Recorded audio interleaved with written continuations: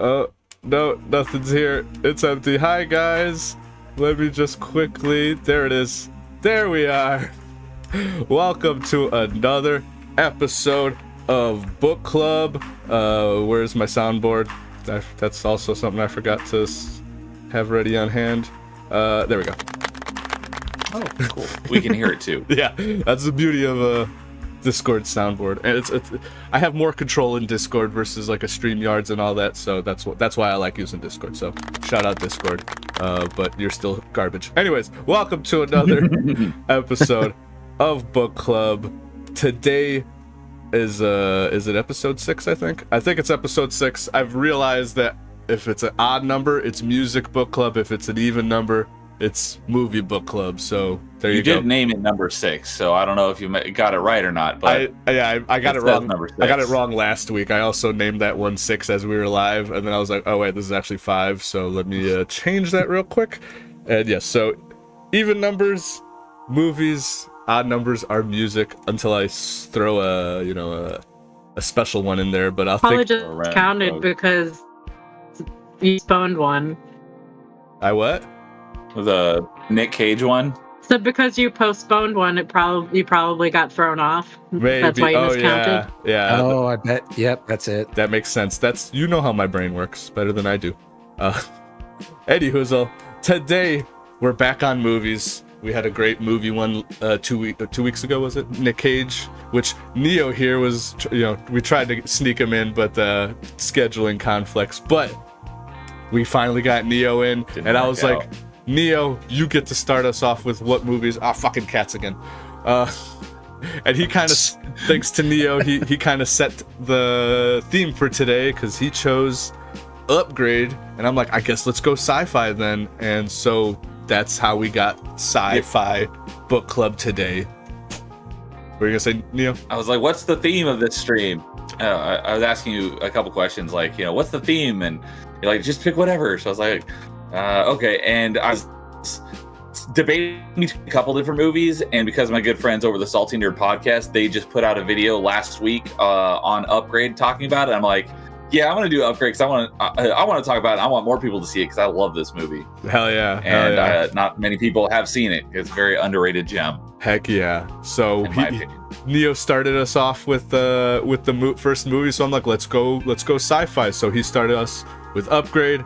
I chose Equilibrium. Gabs chose Virtual Revolution, and Insidious chose the best movie of all, The Adventures of Buckaroo Banzai Across the Eighth Dimension. I heard Neo's got some opinions on it. Neo's got some opinions. Talking to Bliss before you got in the chat, and my goodness, I have a lot to say about that movie. I've been saying I think we all do. I should have been taking notes. and when you said starting with the opening scene, I have things to well, say what you gotta say, because I think I'm saving Buckaroo Banzai for last, because golly, we all have so much to say on Buckaroo Banzai. I loved it. I would okay, we'll get to that in a minute. But we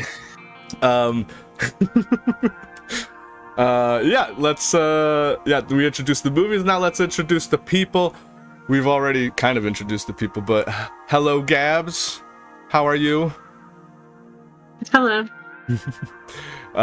We've played Outward yesterday, and we're gonna play some Grounded tomorrow. And wait, was that tomorrow? No, not tomorrow. Tomorrow's Thursday, right? Holy shit! I almost lost a day. But yes, Grounded to Friday, and yeah, we're having a blast playing Outward. So and Insidious Bliss, who will also be joining us on Friday for Grounded. How you doing? Yeah, doing well. Good stuff. And last but not least, Nerdy Neo. How coming right off of a top 5, right into Buckaroo Banzai. Which is why I thought that was the funniest thing. You're like, I got one more movie left to watch. It's this Banzai guy across the dimensions. I have no idea. And I'm like, he's this. One of the longest. He waited till at night, like, after doing a show, and the last movie is gonna be Buckaroo. Oh god, this is the best scenario ever. Yeah, it's one of the longest freaking movie titles ever. So it's like I can't even remember the name of the freaking movie. So, but yeah, I watched. I did a double feature on Sunday night of Upgrade and Equilibrium, two movies I absolutely love, and then I watched Virtual Revolution on Monday night after my Monday night stream. And then last night after our episode of Top 5, which was great. If you want to hear me and a couple other nerds talk about our top 5 favorite video game franchises, go check that stream out. It was a blast. And after that, I had to catch the last movie, whatever the heck it's called. Buckaroo Banzai and the Adventures Across the Eighth Dimension, Aliens or something. And my goodness. I was a little tired. Pretty close. I was a little tired last night, so I watched about half of it last night, and I caught the other half this afternoon. Right on. I did the exact same thing. I literally started it up. Gabs was in here watching it, and I was like passing out immediately. And yeah, I gave it a rewatch the day after, and then I rewatched it actually again yesterday. And the third watch is the best watch. Rewatches. I don't know if I could do a second. Oh, but yes. So that is the panel. That is the movies. Let's say what's up to chat. We got JB in chat asking, what about the hobo spiders? That's right. He wanted to do a whole book club about how hobo spiders can bite you and leave you with an erection that may be deadly. Deadly erections. What? I don't know. Ask JB in chat. I think I'll pass. And yes, JB got it. Buckaroo. He told me a great story, JB, when we were playing yesterday. He said, because he's an older man than us, I think like maybe 20 years old. He said when he was younger, he's got a few years on us. I know that. He used to get freaking go get some weed, smoke, and watch Buckaroo. He would rent Buckaroo Banzai and watch that movie. And I'm like, guess what, JB? We did the exact same thing over here. I think that's what the writers were doing too. Oh shit. Yes. Alrighty. So gotta save it though. We gotta save it. Let's get into our first movie. Let's get into the first one. I have it here ready. You guys will see it. I will share the screen. JB is talking about his finished his Lego Tower of Barad-dûr, which I saw in the Melee Discord. That thing is awesome. Oh hell yeah! It's gigantic. Good stuff. You should post that shit in the post pictures of it. Alrighty. In Paul's Discord. Yeah, in my Discord. All right, I'm sharing the screen. You can see the first movie poster. With mine. Starting with Neo's movie, which started the whole genre of or theme of this episode. He said Upgrade, and I said, I have no idea what this is. 2018. Oh, I forgot to pull up the wiki. 2018. Nobody known in this movie. I don't think there was a single famous person. Well, I mean, the main guy was from Prometheus. Right. Oh, was he in that? Right. I don't even remember that movie. But yeah, he's not very well known, as most people, whenever they do refer to him, it's like discount or wish.com version of Tom Hardy. Yes. I would agree. The Tom Hardy we have at home. That's the Tom Hardy we got at home. I swear there was another person in that. Was it in that movie or another movie? There was a couple people that looked like Tom Hardy across all these. Well, not Buckaroo Banzai, but I swear that there was. I'm like, this guy also looks like fucking Tom Hardy. Why is everyone just generic white people looking like Tom Hardy? Are you talking about Virtual Revolution? I think so. Was there someone in that also looking like Tom Hardy? Not the old guy. The old guy kind of looked like a Bruce Willis meets like Kevin Costner. No, I just figured you were talking about the main character in Virtual Revolution. No. I guess I could kind of see it. Yeah, but I don't think he. I can't remember. I think there was someone else maybe in Might have Upgrade. been something else completely. Right. I could be totally referring to something else. But anyways, let me pull up some wiki information. But this movie came out 2018, right? Yes. 2018. And I'm curious, had anyone seen this before? No, this was my first time. Okay, Bliss had seen it. Bliss, you saw it? Right on. Yeah, no, I hadn't seen it either. So 2 first-timers, 2 people have already seen it. I think this was my 4th or maybe 5th watch. Right on. So, okay, where's the wiki? I think other than just like people and what year it came out, any known director? I don't think so. Directed by this guy who has made... Oh, this guy made Saw. He was a writer. He was a writer on the first 3 Saw movies. Oh, he did the movie Insidious. He wrote Insidious. Chapter 2. There you go. There you go. Chapter 3, The Last Key. Oh shit, yeah, he was part of all the Insidious movies. I have no idea. I've never seen any of those movies. Neither have I. But he was also he acted in The Matrix Reloaded. The director. Really? What character was he in Matrix Reloaded? Does it have a name? Axel. I don't know. That's probably one of the people that the people in one of the other ships on one of the other crews. Or maybe in the Zion. Maybe it was one of the people in Zion. That could be too. Yeah, because that place was huge, so they needed a lot of actors. Okay, cool. Right on. So this guy, the director, has been part of some stuff. And yeah, what is the director's name? Lee. I don't know. Leigh. Lee Whannell. Whannell. Lee Whannell.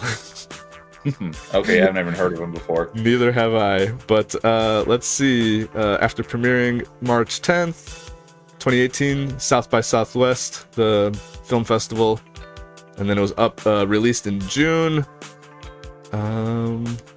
Reception, box office, gross.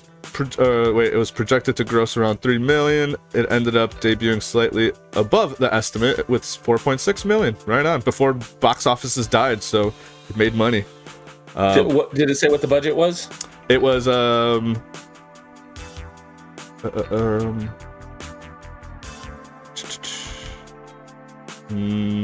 know neither the budget or the box office were very big. Right. There probably wasn't much. I can't imagine it cost a ton. Like the graphics and or the CGI or whatever, anything that had to be done was good, but it wasn't budget was $3 million. So they're $3 million. Yeah. Okay. Right on. Yeah, so it made a little bit more than they spent on it, but very very cool movie. Premise is a guy delivering he's a mechanic delivering a car to some rich dude. He takes his wife on an Elon Musk type. Elon Musk type, yeah. I mean, the movie is basically, Elon's Neuralink gone bad. Right, pretty much. So the guy goes, by the way, I should have said this in the beginning of the show. We talk about the whole movie, so spoilers, I'm not afraid to talk, why would you talk about the movie and not talk about the ending? So spoilers ahead. I should have said that. Anyways, so so a guy is delivering one of the cars he's been working on to an Elon Musk kid type, and then they get into him and his girl takes his girl with. They get into an accident. Car flips over, and then these dudes out of nowhere who are like, we're living in the future, so there's freaking hybrids. What are they called? Augmented people, half machine, half human. So this group of people they're upgraded. They're upgraded, yes. Yeah. Very much along the lines of Deus Ex, where people have augments. Exactly. Cybernetics, all that other fun stuff. Yes. So then this crime. I think it's 2047. I think is the year the movie takes place. Or maybe I'm thinking of the other one. Yeah, you're thinking of the other one. I think. I don't know if it says what year. I don't know if it ever mentions. I'm gonna try to find out, but right on. Go ahead and keep going. But yes, so an accident happens, and then these group of people who are augmented just decide to attack. Pull them out of the car. They're thinking that they're being saved, but all of a sudden they're attacking them.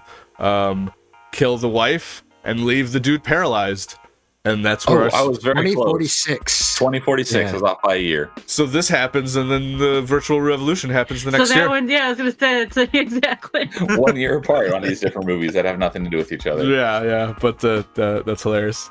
So yeah, that's where the movie starts. The dude becomes paralyzed, his wife dies, and then he's on this mission. Well, not a mission. He actually wants to just kill him, off himself, because he's like, what's the point of living? But then this little Elon Musk kid who he was working on his car, he's like, hey, I got a little Neuralink thing that'll make you be able to walk again. And he's like, I don't want to fucking walk again. Just end it. So he's like, he convinces him. He takes the little Neuralink thing, wakes up, He's able to walk. It's a miracle. And then the Neuralink starts talking to him. And you're like, what the fuck is going on here? And so the Neuralink starts getting in his head, telling him all this stuff. So like, hey, did you notice this about the video footage of the, because the guy keeps watching the drone footage of the crime and his wife dying and him getting paralyzed. So, and because the police just aren't really helping out much.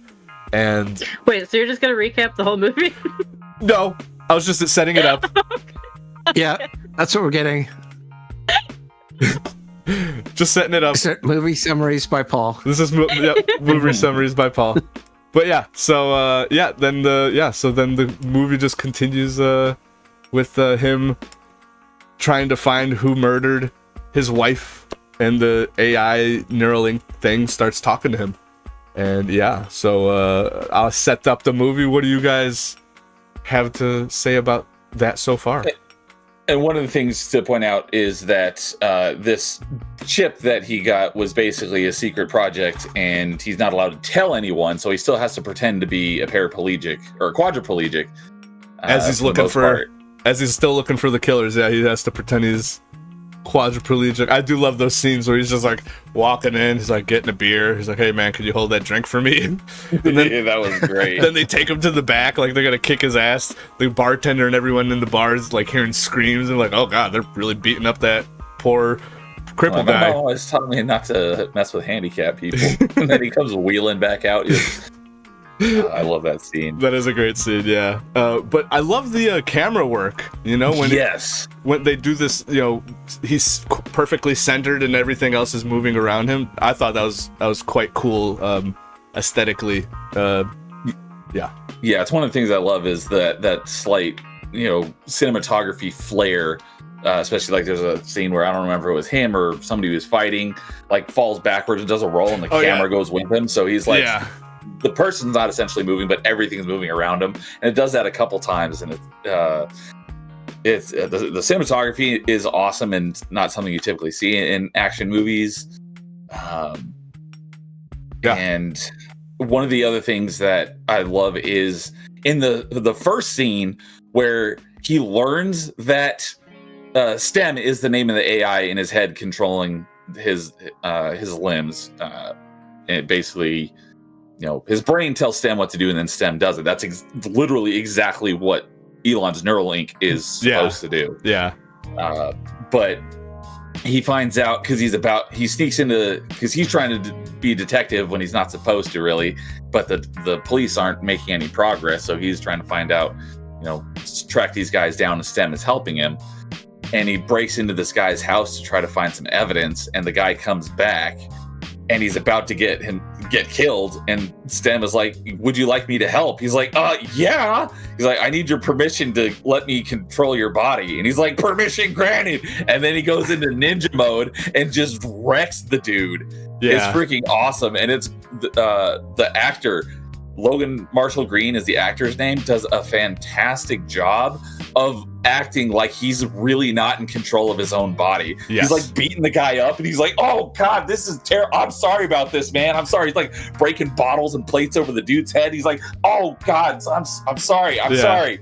He's like trying not to do it, but obviously there's no actual AI controlling his body. Yeah, but in the movie, it's controlling him. He's doing a great job of portraying that he's not in control of his own body. Yeah, I was actually mentioning his. He does a great job being very robotic in his acting.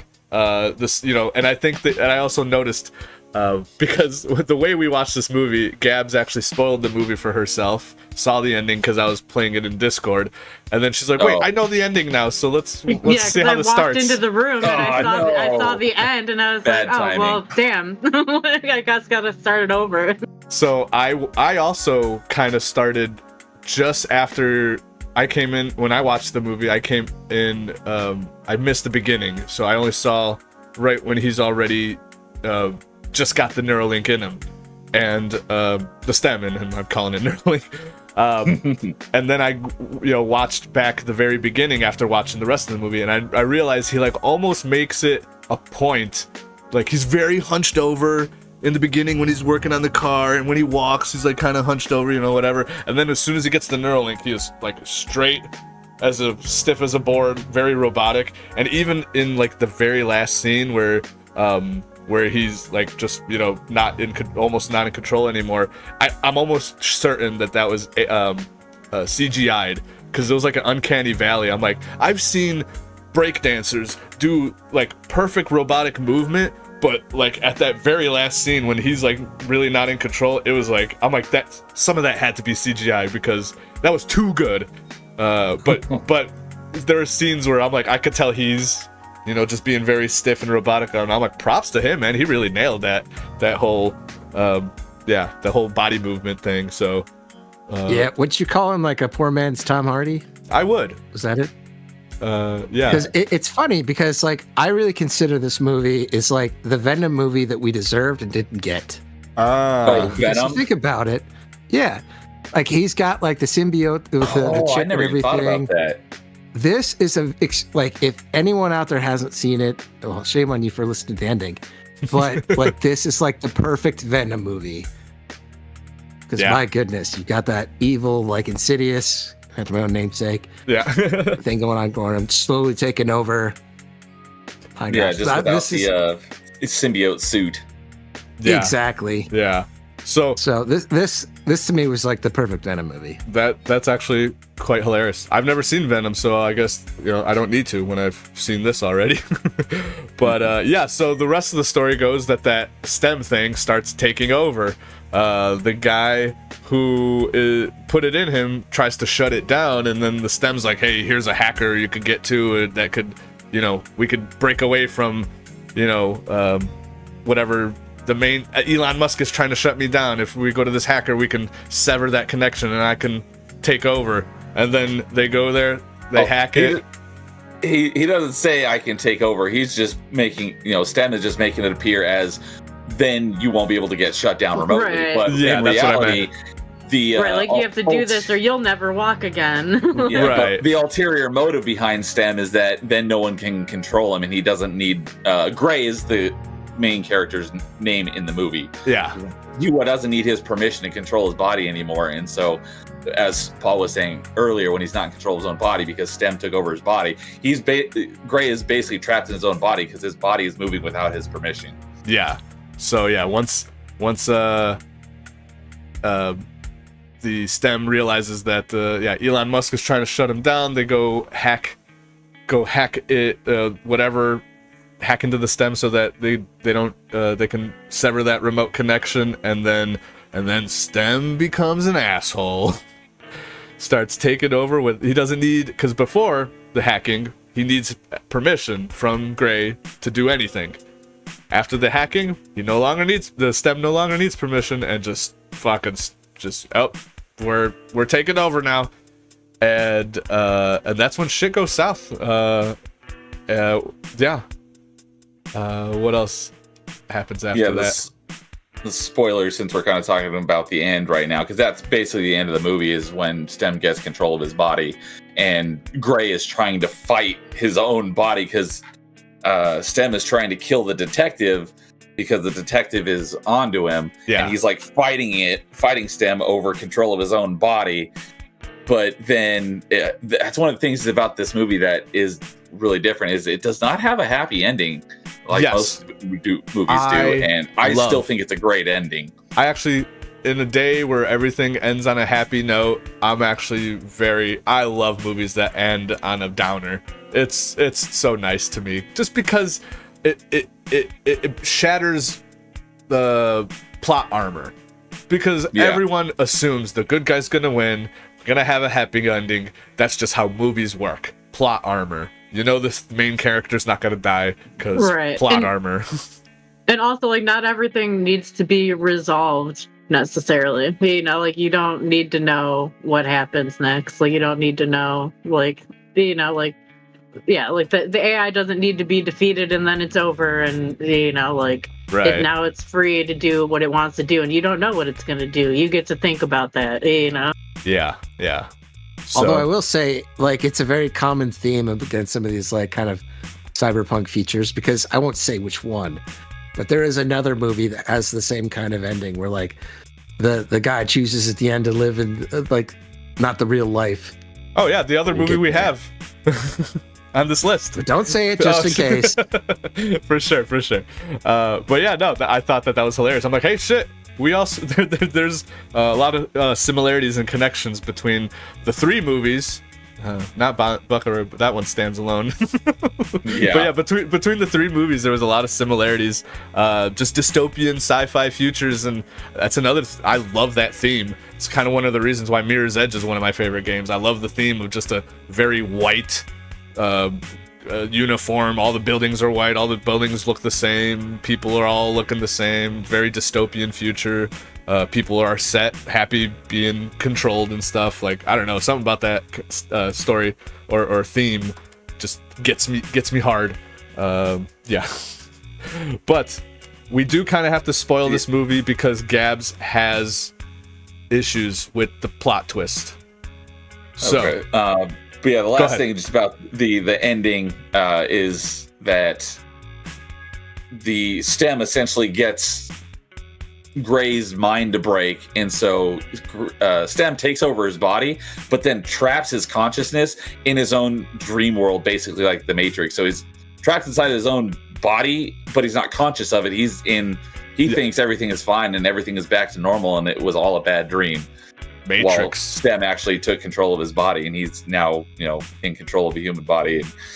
And, so that is a very. I thought it was a cool ending. That is a very downer ending, and I dug that as well. But before that happens, we learn something about Stem. Stem fucking planned this whole thing out. The crashing of the car, the murdering of the girlfriend. I don't know if that was supposed to happen. Was that supposed to traumatize him? I think that was supposed to traumatize him. Yeah, I think they. I mean, she wasn't necessarily supposed to be there. Like, he kind of just asked her to be there. I think it was collateral, collateral damage. Like, it didn't matter if she lived or died. She wasn't important. Like, the AI didn't need her to be alive. Oh shit! Yeah. The big thing was like it needed to break his sanity, right? So. Yeah. So I whatever path got the AI there, I think was viable. So the AI had planned for that car to crash, for him to get paralyzed, so that because he wanted to get in a human body. So that was my thing. Like, I liked the movie, but my issue is like this AI, and like when he was killing the other upgraded and like saying that they weren't like good enough or whatever, it's like, okay, they're not good enough, but you're taking like a normal human body. Like, I just didn't get what the point was, or like why this him guy specifically. You know? I'm like, you could have taken like any homeless guy or any random guy, or the other guys were like soldiers. Why not a soldier? I don't know. Like, I just had my issue was with the motive. Like, it doesn't need a human body. Like, what AI is really going to? Why would you even want a human body? Like, humans are flawed. Yeah. Like, wouldn't you want a robot body? Well, robot bodies don't exist yet in this world. Otherwise, I'm sure he probably would have. Driving cars, I would be like, put me in a car. I'll be a killer car. I don't know. Like, that sounds like a plot for a good B movie. Right. Like Tire, the killer tire, but now it's like a killer AI car. Yeah, but I liked the movie. I thought it was good. It was just, I kept thinking, like, but why this guy, or why would this perfect AI want to be human when humans are so flawed, and the AI clearly looks down on humans? Like, it didn't. The motive didn't make sense to me. I 100% agree. Like, love the movie, but let's face it, that is complete like human thinking, human logic. Like, oh, the end all be all is I gotta get a body, then I can move around. It's like, no, you wouldn't. Like, he was already better before he was in the chip, right? Right. Get that chip attached to some supercomputer. He could be everywhere. He could be all over the world. He could take over everything. He didn't need a body. Putting him in a body, he could get hit by a car and be gone again. Like, well, yeah, but that's the thing. He was already like all over the place because he was already running the company before they put him into a chip and then put him into a body. And that's what I said. I'm like, why would he want to be some random mechanic when he has access to Elon Musk? Why wouldn't he want to be put in this rich, young billionaire? You know, like I feel like he would have more power, or be able to do more as that person versus a random nobody. Well, yeah, but even then, like you don't need to be put in any body. Like he was better before he got put into a body. Period. Yeah, I do agree with that. I try to fight Gabs on that logic. Had issues with the motive. I was like, well, you know, he needs an everyday man so that he could, you know, so he could be vulnerable to just let himself go in his mind in order to take over his full body. But again, like you said, Insidious, I didn't think about I mean, maybe, why even have like, a body? If he needed a weak mind, you know, in order to be able to take over completely. But I don't think that was it. I think he just needed the permission. You know, it seemed like once the safeguards were taken away, he was able to just take control. And with anybody, really, you could find a situation or a scenario that you could put them in that would keep them like happy and docile. You know, like that's kind of what the other movie's about, you know, but you just have to find that thing that, you know, like that comfort zone. And so, yeah, it didn't have to be somebody like it could have been anybody with any, you know, like any reason. I don't know. But my other thing was it could be anybody, and that is the anybody. He made a choice and it landed on him. I don't know. Maybe. I don't know. But yeah, if it was convenience, you know, because the Elon Musk guy doesn't have a lot of people come into his house, and this guy was making house calls with the car. I don't know. Right. But... Oh wait, no, wait, I'm remembering. They did have a reason. That's not absolve them of the crime of why is he going to human body. That's dumb. But they said it had to be someone that didn't have any cybernetic upgrades already. Oh, and he was one of the few people that's left that did that. Okay, so it did specifically. Okay. I forgot about that. But still, it's dumb. A computer, like, if any computer starts like, oh, I really need to be in a human body. It's like, no. Like, power yourself off, turn yourself back on. You're not thinking right, buddy. yeah. So that's why I know we didn't really do much spoilers for other movies before, but I'm like, we need to kind of spoil this movie because I have an issue with the twist a little bit. So that's kind of why I was setting up the, the spoiler warning and setting up the story and stuff, because I knew Gabs had a few things to say about that. And I'm like, you know, I kind of agree. I see that there. But again, it doesn't really take away from still, this is a great movie, fun to watch. It just, you know. Yeah, definitely still recommend watching it. It's definitely still a good movie. Yes. Yeah. I still give it super fun. I overthink some things, and at the end I was like, but I just have one issue. Yeah. But no, 2 thumbs up. Our ratings here are 2 thumbs up, 1 thumbs up, 0 thumbs up, or 2 thumbs down, whatever. I give it 2 thumbs up. I thoroughly enjoyed it. It was a good fun sci-fi just a good sci-fi dystopian movie. And like I said, I have a hard on for dystopian movies. They're a lot of fun. Oh shit, now my camera's dark as fuck. Whatever. Yeah, and like you said too, like the way the scenes are shot and everything, like the action, the choreography, it was all really good. Yes. So I don't have any. Yeah, all the actors were great. Everybody, you know, down to the mom, fucking was, you know, not that she was anything special, but you know, just. It was great when he walks into his house and she's like, you know, because she wasn't supposed to be there. She sees him walking. Yeah. You know, no one's supposed to see him walking. Yeah. So it was great. And then everyone was good. I had no issues with any actors. They all played, you know, perfectly fine. Main actor killed it. You know, I thought that was just a good movie with just, you know, like I want to call it a B movie. I think it was a little better than a B movie, but yeah. But yeah, no. I enjoyed it. Eddie, I think it looks much better than its budget would. If you looked at the budget, you'd be like, "Oh, that's got to be a pretty low grade movie." But no, for how low budget it is, it's. I think it's better than it has any right being. I agree. Yeah, for sure. Let me see. Any other thoughts on the movie? I was, like I said it before, I'll say it again. This is my favorite Venom movie. Yeah.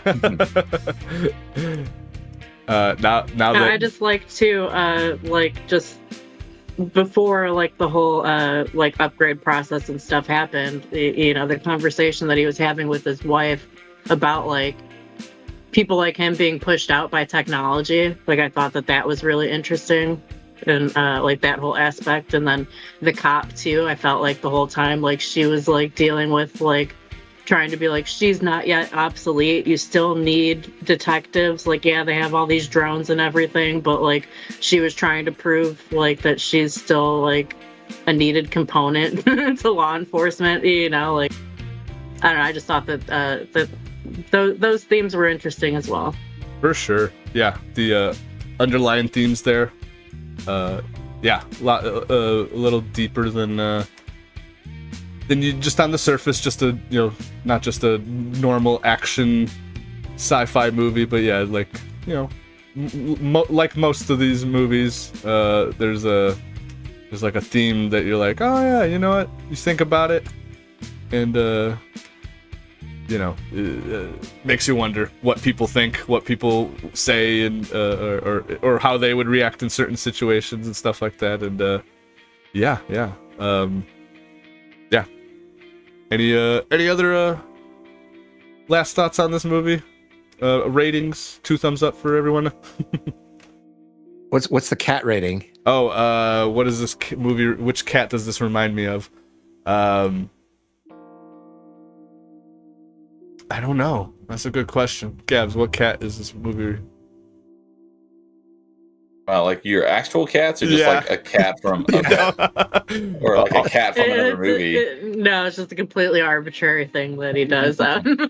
Yeah, we try to pick a cat that I don't know. Maybe Kane. Just the deviousness, the plotting. Yes, Kane is STEM, pretty much. I could agree to that. So I rate this movie Kane, the fucking gray cat that you see at my ending screens. He's an asshole, just like STEM. That's how we do ratings here. There we go. Okay, and that was Upgrade. Yes, and then we'll move on to the next one, which I don't know what it is. We'll press it and see. Equilibrium. All right. We'll talk about Equilibrium, which I chose.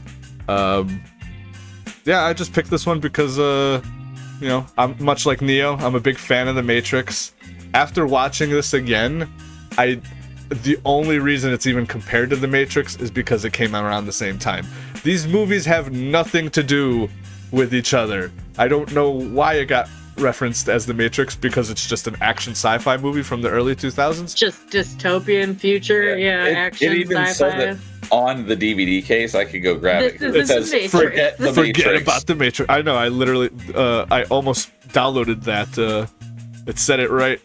Oh, you guys can't see it. Oh, you got it. Yeah, I got this. You got the DVDs, the scan of the DVD sleeve. No, but when I was looking up for poster pictures, like I have here, right where between Equilibrium and Jason Bateman, or not Jason Bateman, Jason Bateman, Patrick Bateman. Patrick Bateman. It said, "Forget about the Matrix." Bale. Christian Bale. When what's his face? James said, "Oh yeah, it's just Patrick Bateman running around the Matrix." I'm like, that is what Equilibrium is. But no, yeah, no, just because it's an action sci-fi dystopian movie, it's been put up with the Matrix, and that was stupid marketing for saying forget about the Matrix. But for some reason, you put those two movies together, and you're like, yeah, it's the same kind of vibe. But yeah, no, it's totally different. Got awesome fight scenes. It's got great fight scenes. A couple of them made me laugh this time around. So the very first, Gun Kata does not age well. Like, this is my first time seeing it. I'm like, oh, you never seen it before? Gosh.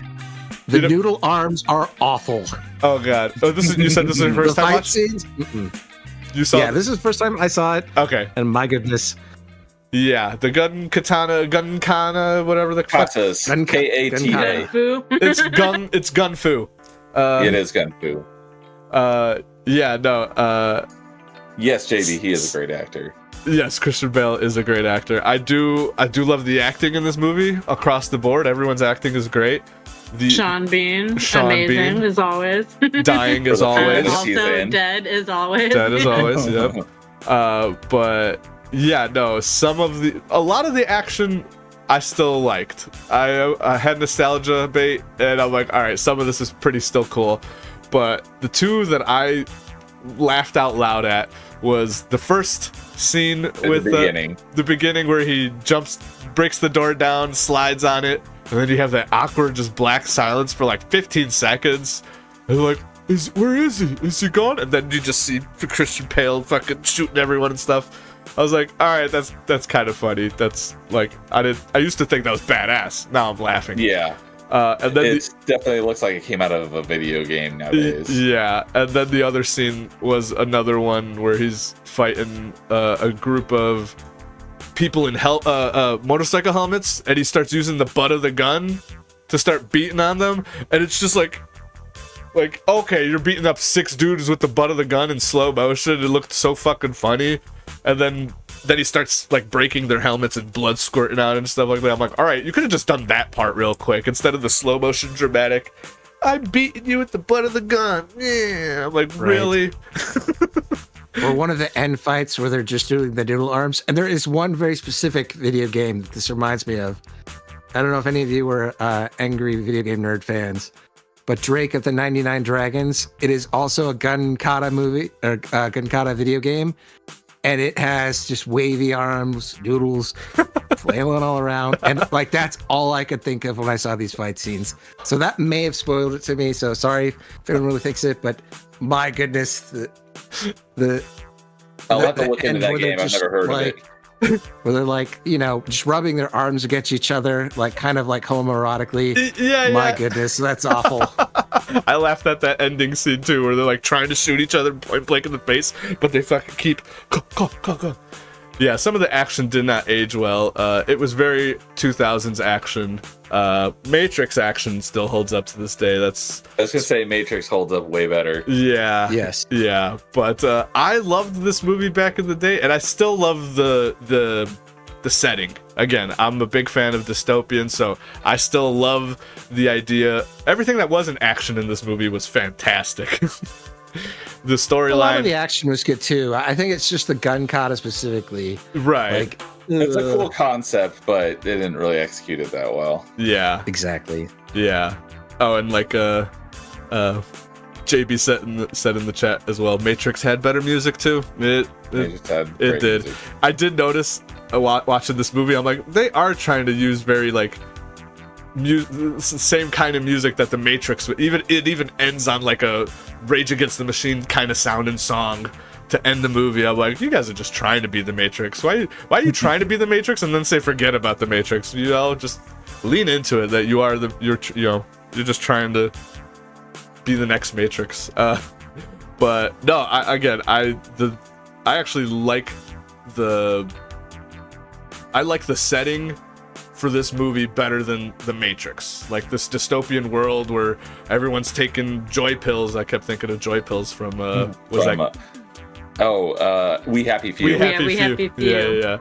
So I'm just like, they keep taking joy pills. Everybody has no feelings. Like I don't know. I kind of love that concept. And then they're trying to destroy art. Everyone's trying to hide art, and then just to watch. The son seems all fucking creepy. Oh yeah, his son's like creepy, but then at the end you find out he was just faking it. He was just as good as who else was faking it? The sister. The sister was faking it, but I felt like someone else was faking it really good. No, just the kids. Father? The kids. Although that wasn't really a surprise. Yeah, so like Sean Bean had been faking it. I don't there know, you go. but he got caught eventually. But he got caught. He got busted. Yeah. So yeah, that's kind of the premise of the movie. Is like they've made all the humans, everybody take these pills to make them not have. It's an injection. Oh yeah. It's an injection. You're right. And then it looks like eliminates emotion. Essentially. Emotion. So that stops war. It stops crime. And all that, so and then they have this team. But everything is just dull and bland, and there's nothing interesting. Everything's all these just boring cement buildings, and Hey, there's no flair to anything anymore. I disagree. Right. They put everyone on lithium and they made all the buildings look the same. But I like the uniform look. I think that's why I like dystopian futures. If we end up in a dystopian future, I'm like, at least we all got uniforms and the buildings all look nice and symmetrical and all the same uniform. I don't know. No, but and then you look at the where the people are living freely and it looks like a dump. So which would you rather live in? I don't know. Yeah. But no, I just with their gaudy ass wallpaper. Yeah, they break into that secret room and that bitch Gabs is like, this bitch should be arrested on that wallpaper alone. Yeah, I was like, that is offensive to my senses. So I assume this was a first watch for Dabz as well. No, I've seen it before. Okay. Yeah, I think second watch, if anything. I did show it to her. Yeah. Years ago, I showed it to her. But yeah, no, I really like the setting and then Christian Bale's progression from being this. Oh well, more of the story. Christian Bale is part of the elite society that hunts down people for sense offenders. Every time they said sense offenders, all I heard was sex offenders, and I'm like, they treat sex offenders now better than they treat sense offenders in the future. It's like, what does that tell? Yeah, sex offenders today got it better than anybody who's trying to just listen to music in the future. Basically anyone who's doesn't take their injection and starts what's called feeling, which is just regular human emotion, basically gets put to death. They throw you in the fryer. They burn you. Very Orwellian. Yes. There even shows, even at the beginning, there's like the education camps, essentially, people getting indoctrinated by propaganda. Yeah. Yeah, it was very actually, 1984. Very what's that Ayn Rand book? Anthem, maybe, where everyone's like all the same. They don't even have names; they just have numbers. You're asking the wrong guy about books over here, lady. Yeah, sorry. This is called Book Club, Paul. Book Club. Welcome to Book Club, where we don't talk about everything but books, or we don't talk about books or clubs, as JB likes to remind me all the time. Yes, very 1984 or dystopian. Rat people out for not following orders. So that's Christian Bale's character is one of the people that hunt down these people that are feeling, and then his partner ends up missing a dose. That was really dumb on why he missed his first dose, but then he starts feeling, but he has to hide it, and he's supposed to be hunting people down, but he's like, this is wrong.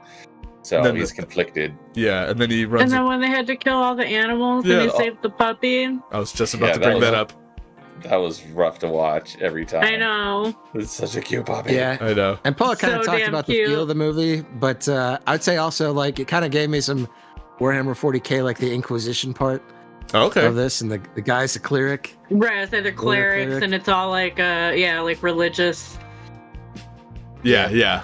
Oh yeah, because like the symbols too are very like they got their symbols across. Is like Oh, I was like, watch out, that's the Templars. This is the Templar logo. Watch out, Ezio. Ezio, watch out. Yeah. But yeah, no. Very, very cool. I like to see the progression of Christian Bale being this just cold dude, not feeling. He watched his wife die, didn't even care, and then he misses his dose, and then he got a little bit of that. He saw a little bit of that sunset. He's like, ooh, this feels good. Drugs, baby. Or I'm gonna stop taking drugs so I can feel like I'm on drugs. Now, wouldn't that be great? The lack of drugs. It was just feeling for the first time. Yeah, you forgot to mention right at the beginning of the movie, he killed his partner, who was Sean Bean. Sean Bean, another cleric. Sean Bean was his partner cleric in the beginning, and right off the bat, for reading some Yeats. He was watching. He was reading a book, The Yeats. And yeah, he got yeeted. He got yeeted. Where's my soundboard? Hold on, we need to wait 5 seconds for me to pull up the soundboard because that was this good. All right. Thank you. I'll take that rim shot. That's what she said. Dang it. You need a button for that. I do need like I need a, what is those things that people use in stream decks. Stream Deck. Yeah. Or I just need to download an app on my phone that has all these whatchamacallit. But Discord won't let you guys hear it. That's why I like using the Discord soundboard, because You just play it through your microphone. that's trashy. Anyways. Yes, it is. So Paul cares so much about the quality of the sound. I do. That's why I did this for last week's stream. I look like an idiot putting the microphone. I pretty much was like, "Hey guys." Oh, it was also so funny because he didn't realize that he didn't put two and two together that the camera was on when he was doing it, like that the stream had already started.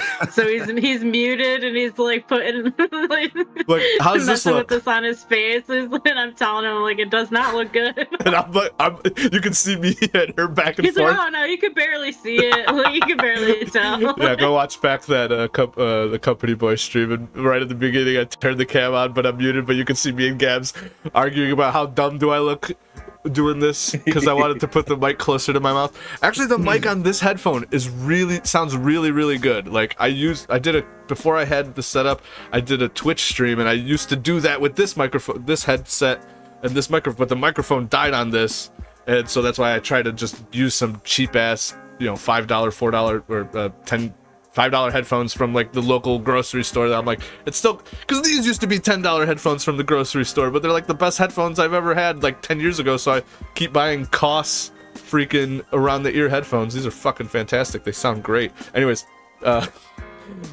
yeah, I look like a freaking idiot, and you can see us talking about how I look like an idiot. And then right before I get up, I told Gabby to go fuck herself. I'm like, fuck Can we you. get you a nice pair of headphones for like your birthday or something? I don't. Jeez. No, I'm about to rig. Being a sound guy, I figured you'd have really high quality, expensive in-ear monitors. I have good stuff for this, but when I do in-game stuff, I didn't prepare for in-game audio, so now I have to do use what I got. But I think I might have a way to make this microphone for in-game, whether it's Xbox or the Bliss Mobile PC, because I'm using separate sources. Anyways, moving on from that. What was the last thing we said about Equilibrium? Oh yeah, Sean Bean dies because that's his partner, and then he gets set up with Taye Diggs, which what was he in? Yes. Was he in 13 Ghosts? I haven't seen him in anything else. I think he was in 13. I don't know. I don't think I've seen him in anything else. I've seen him in he's in one other movie that I really like. But no, I don't recall him being in that movie. Maybe. There's gotta be another movie he was. Oh, a horror movie. It was a horror movie that he was in that I liked him. I forgot. But I like Taye Diggs. He's a good actor. Whatever House happened. on Haunted Hill? Yes. House on Haunted Hill. That's the movie he was in. I like that movie. That was a good one. 99. Oh, he was in Rent and Chicago. Chicago kicks ass. Yeah, so the story goes, he starts feeling again, and then his new partner starts, just like he shot down Sean Bean, Taye Diggs is like, I'm gonna take you down because I can see you're feeling. And then there's a couple twists where you think he gets him, but then he's like, no, that was his gun during that raid, and then you're like, oh shit, he got him back, haha. What's his face? Yeah, that was good. What Christopher Nolan, or not Christopher Nolan. Christian Bale. Christian Bale. No one. He's too badass. You can't get him. But then they knew what he was doing the whole fucking time. Just like STEM, they're like, we needed someone to infiltrate the fucking underground sense offenders, and another big twist like that. Spoiler alerts, anyway. And then another goofy, oh man, that scene at the end where he finally infiltrates the thing and he throws ammunition on the ground that's heavy bottom so that he could start shooting, and then he gets to the middle and reloads his gun again. I love that scene. That they really wanted to be the Matrix so bad. The action scenes felt like it wanted to be the Matrix. I think that's another reason why they used a lot of slow down mechanics. It's we could just, instead of bullet time, we just do slow motion action scenes and all that, Bullet time was freaking fantastic, by the way. That was a great way to slow things down all the time and just Anyways, which was not in this movie. Which was not in this movie. Matrix. That's why the Matrix still holds up, because they really did a great. They did a great job. That's why this movie cannot be the Matrix. You cannot, even though this movie told me to forget about the Matrix. Sorry, Equilibrium, I can't. The Matrix is too good. It's just too dang good. And then we got Jake in the chat saying, like the stream nerds, how you doing? What's up, Jake? And Kay's here. Hello, Kay's Kay. here. Jim's here. Jim's gonna be on the next, along with Debsy. Jim will be, and also Guitar Studio, something Guitar Studio. Melee Jim? No. This Jim. Jim Schorgenbjorgen. I don't know how to pronounce those letters. Me neither. So I call it. It looks very Swedish. So he's now Jim Schorgen. Very Nordic, that's for sure. Jorgen. And Kay, what's up? Saying yo. Kay, go get James. We're talking about his favorite movie. So gun katana is the greatest thing since sliced bread, right, guys? No, I'm joking. Gun katana. That's a cool concept. Poor execution. Yeah, no, I agree. After many years, the action scenes in this just, like we said earlier, don't quite hold up, but still a good movie. I like the dystopian. Again, I love dystopian futures. So that end fight scene, I still love it, but it's very much like the end of a video game. You know, where you're talking about where he throws the ammo. But it's cool that he also has like the ammo in his sleeve, so he can reload like in the middle of a fight. That was pretty cool. That was the other thing that drove me crazy, is like, okay, we're gonna take your weapons away from you. Here's my sword that I never used throughout the whole movie, maybe once. They're like, all right, we're not gonna check him for guns. And then he goes into the office, is like, you're gonna pay, Christian Bale. And he's like, nah, I got guns here. It's like, nobody checked his sleeves for guns. What the fuck? This is the future. You don't got no fucking gun detection software. Yeah. But yeah, you know, he goes in the hallway. It's got like 20 guys in it. And then he goes through the door, and then like 6 dudes show up from behind the pillars with swords, and he fights all of them while, you know, the boss is basically just sitting there watching, waiting his turn. Yeah. And then he fights the mini boss, which was Taye Diggs, and then he fights the final boss. I wouldn't call Taye Diggs' fight that was a quick. If it was in a video game, it'd be one button of a action quick time event. QTE. Yeah, one button, slice his face. Oh, that's it. Yeah. I thought he'd put up more of a fight. Nope, that's it. Cool. Bye, Taye Diggs. I'll see you. So he was just all talk. Okay. He was all talk. He was all talk, but he was good. I honestly loved Taye Diggs in this movie. He scared me. He's like, "Ooh, he's gonna get you, Christian Bale. Go away, run, motherfucker." All right. We got Jason Tongate. Jason's here. What's up, saying Jason? I'm a little late. Oh, you're only about halfway late. This is only the second movie, so you just in time. Let's talk about my pick. Upgrade, so go back and watch that part. Yeah, still not as late as Paul. Still not as late. Yeah, I'm later than you, for sure. And Kay saying, I'm looking forward to Insidious's movie choice. I feel like it's going to be some kind of hidden gem. If you smoke pot, it is a hidden gem. Go ask JB in chat. He knows all about that. Heck yeah. Anything else on Equilibrium? Yeah, this is the blue Matrix, because everything's very blue instead of green. Yeah. But yeah, that's a good way to describe it. But no, I even though it does get compared to the Matrix a lot, I'm still of the belief that I'm like, quit comparing it to the Matrix. This is 2 separate fucking movies. I get it, but at the same time, like, just it's. I mean, to be fair, I mean, you haven't stopped comparing it to the Matrix, so it's fair that they didn't either. Well, because they made it so blatantly obvious that they wanted to be the Matrix. But I'm just saying. You're right. They wanted to be. They probably like in focus groups and like in testing, people kept comparing it to the Matrix. So they're like, okay, well, how do we use this? You know, and then they figured like, okay, well, we're gonna use it for marketing and be like, this isn't the Matrix. Like, forget about the Matrix. This is the new one. You know, like, right. Like that's old news. You know, but it. Yeah, like maybe it worked for them back in the day, but like looking back on it now, it's like that's such bad marketing. It's so cheesy. It is. And then I just feel like they're trying, like, the action scenes and all that. Yeah, I think they tried too hard. I think if they focused on just do a regular action scene, don't try to make it super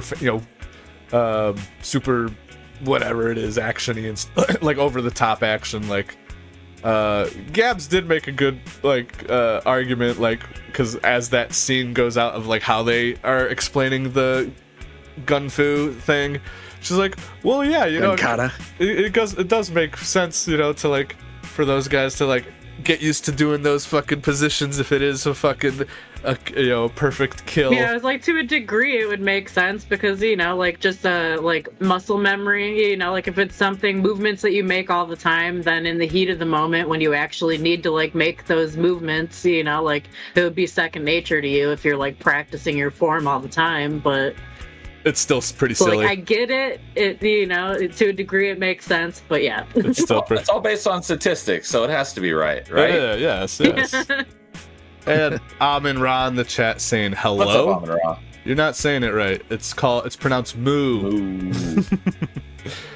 But yeah, no. So yeah, it's funny because again, I used to love this movie almost just as much as The Matrix. You know, I would have put it like right up there with like one of my favorite movies, and it's kind of one of the reasons why I chose it.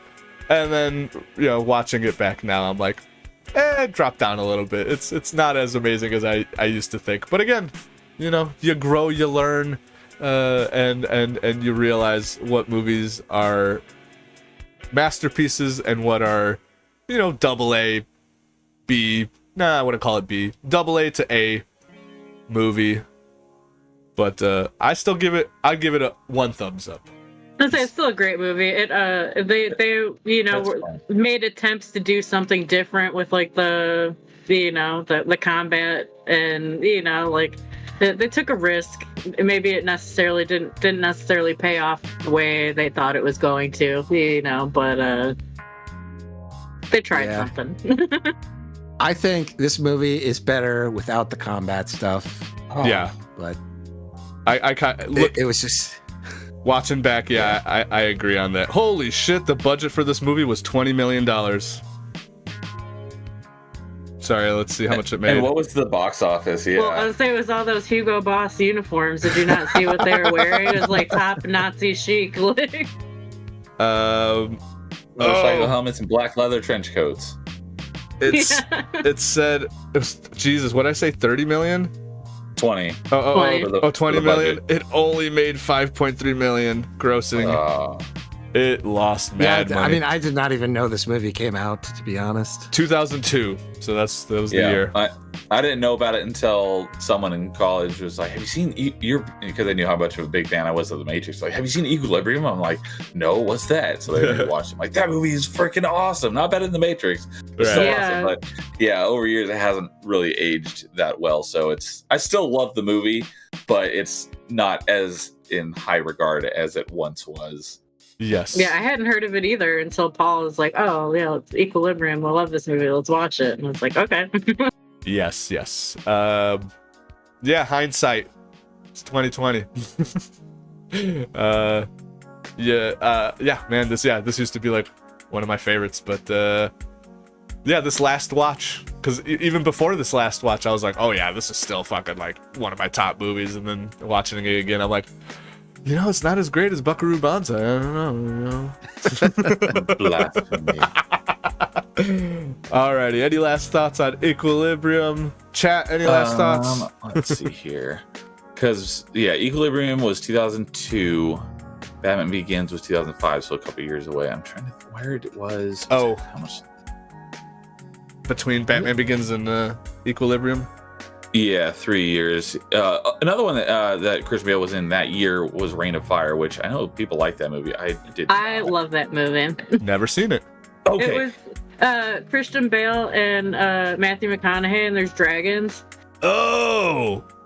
I've told Paul about this, that I wanted him to watch it. I could see why you would say that. I like bad movies. Because I watched it when it first came out, because I thought, oh, dragons in modern day, that'd be awesome. And I watched it, and I'm like, this movie sucks. And I thought maybe it was just, me being young. So then I watched it again probably about 2 years ago. I was like, nope, it's not. It's maybe a little bit better than I thought it was, but not by much. No, it's not a great movie. I love the idea. I love the concept. I think Christian Bale is good in it. I like the way like they make the dragons like work, like the biology of the dragons in that like universe or whatever, like that it's like there's the one male dragon that they have to get in order to like, you know, end the whole plague of the dragons.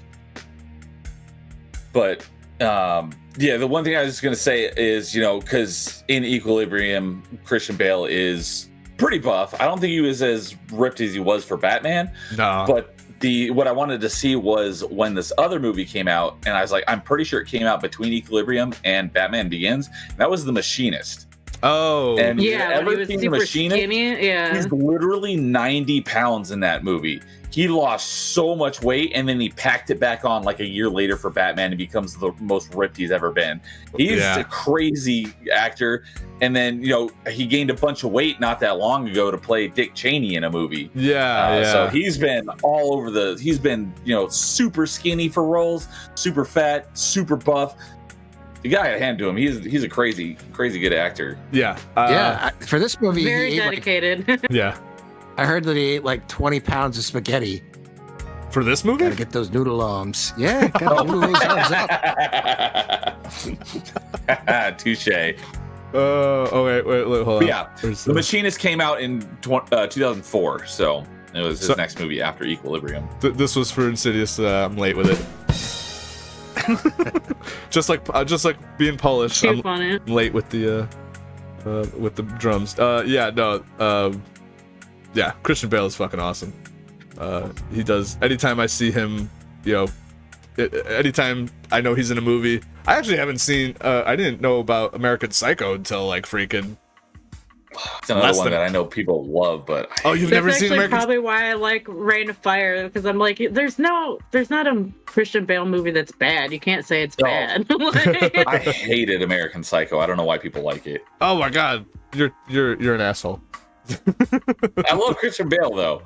That's why I watched it. I mean, I could get not liking it. Like it's, you know, like it's about a psychopath. Like not everybody likes those types of movies. You know, great movie.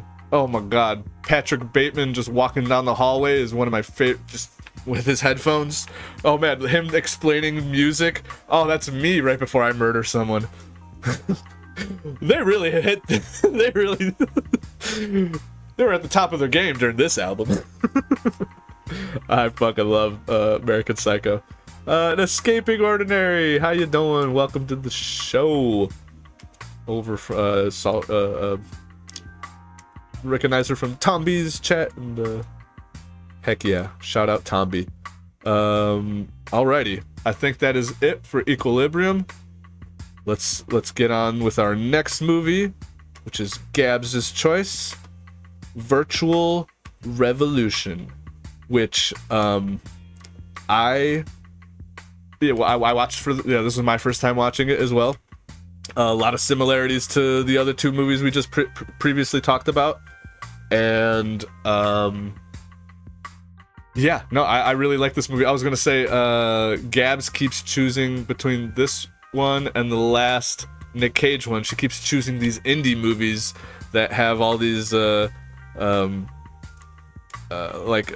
see on the poster here on the left, here on the right, just praise from film festival awards. So she keeps, which I didn't know. Like I just like watching shitty movies, and this was just, you know, a random sci-fi movie on Amazon Prime that I was like, all right, I've seen everything on here, but I haven't seen this, so I'm gonna put this on.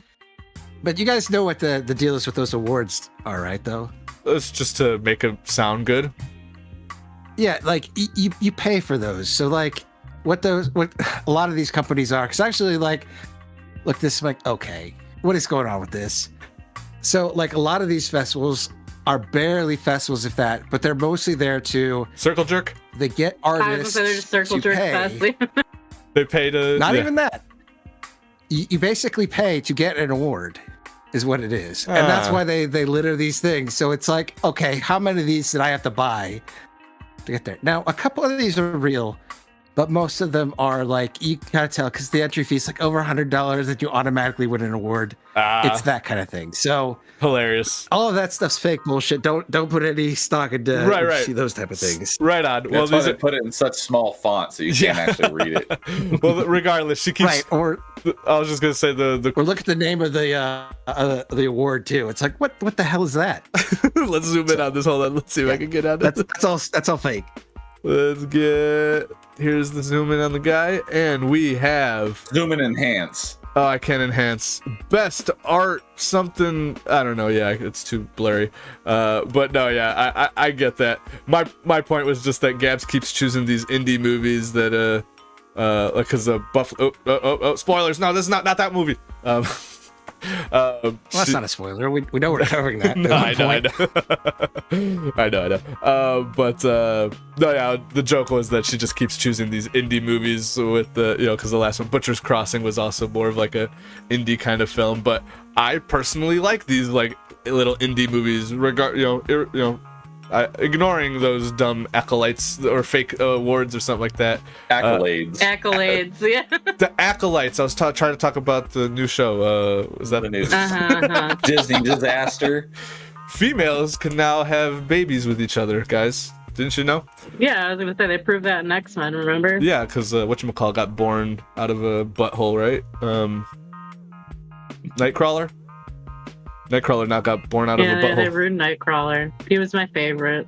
Anyways, let's talk about this movie. Virtual Revolution. I like how it starts. Yeah, I mean, obviously you see the title and all that, but it throws you into like a fantasy world, and you're like, is this a fantasy movie? What the fuck? And then they, the whole, okay, I'm gonna teleport out of here. Let me log out and check my emails, and then you just Gotta check my email, man. yeah, and then you realize like, oh shit, this is a virtual reality world. And I figured as much, given that I was like, this doesn't look anything like the poster. I'm assuming this is in a Matrix style virtual world. Right. Which in this movie are called verses. Yeah, I was gonna say, so it's like a futuristic dystopian society where most of society spends all their day in online games like called verses, and they're like completely virtual, like reality.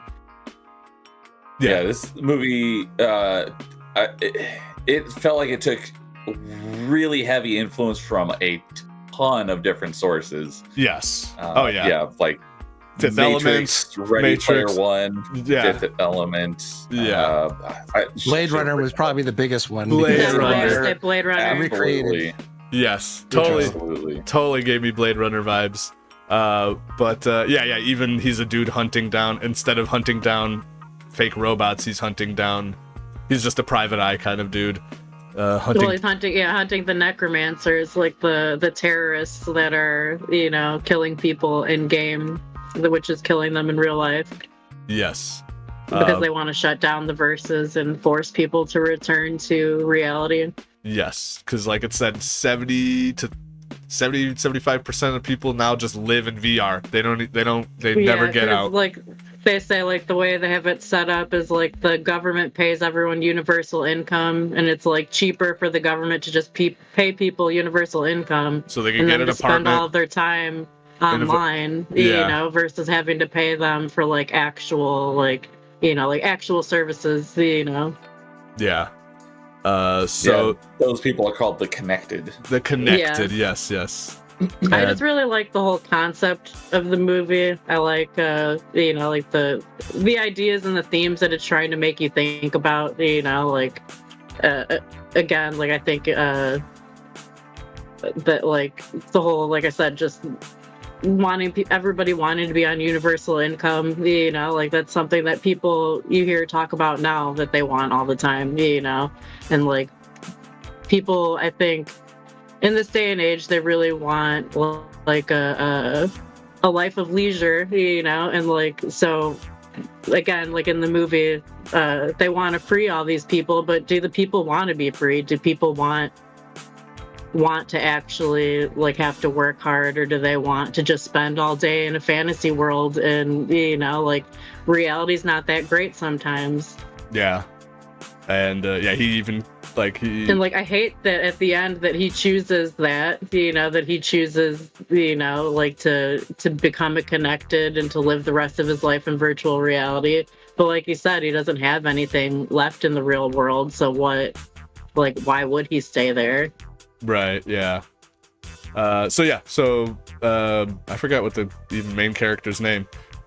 Bruce Willis slash what did I say he looked like? Kevin Costner slash Bruce Willis is going around. He's hired by his name's Nash. There you go. Yeah.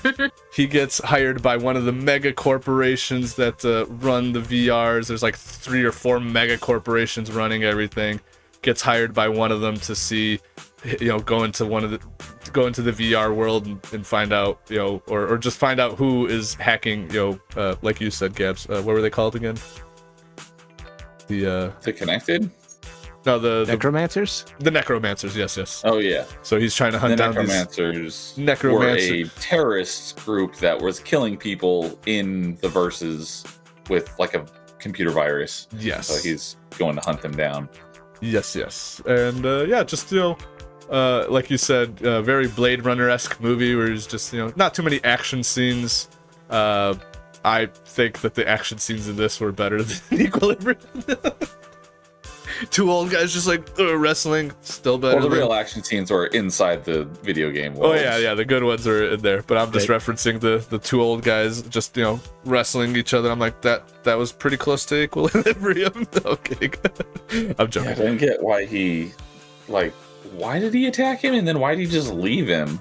Oh, right. I was thinking the same thing as we were watching that, but if he's a part of the terrorist group, why didn't he just kill him right then and there? I thought the same thing. That was kind of a plot hole there too. But then at the same time, these guys aren't trying to kill people in real life. My guess is. Yeah, so because they're like the terrorists kind of aren't the actual bad guys. Like they had noble intentions. Like trying to free people, but like the broad at the corporation said, like they were trying to free them by forcing them to do the exact like thing that they don't want to do, which is the opposite of what freedom is. So it kind of doesn't make sense, Yeah. So. Yeah.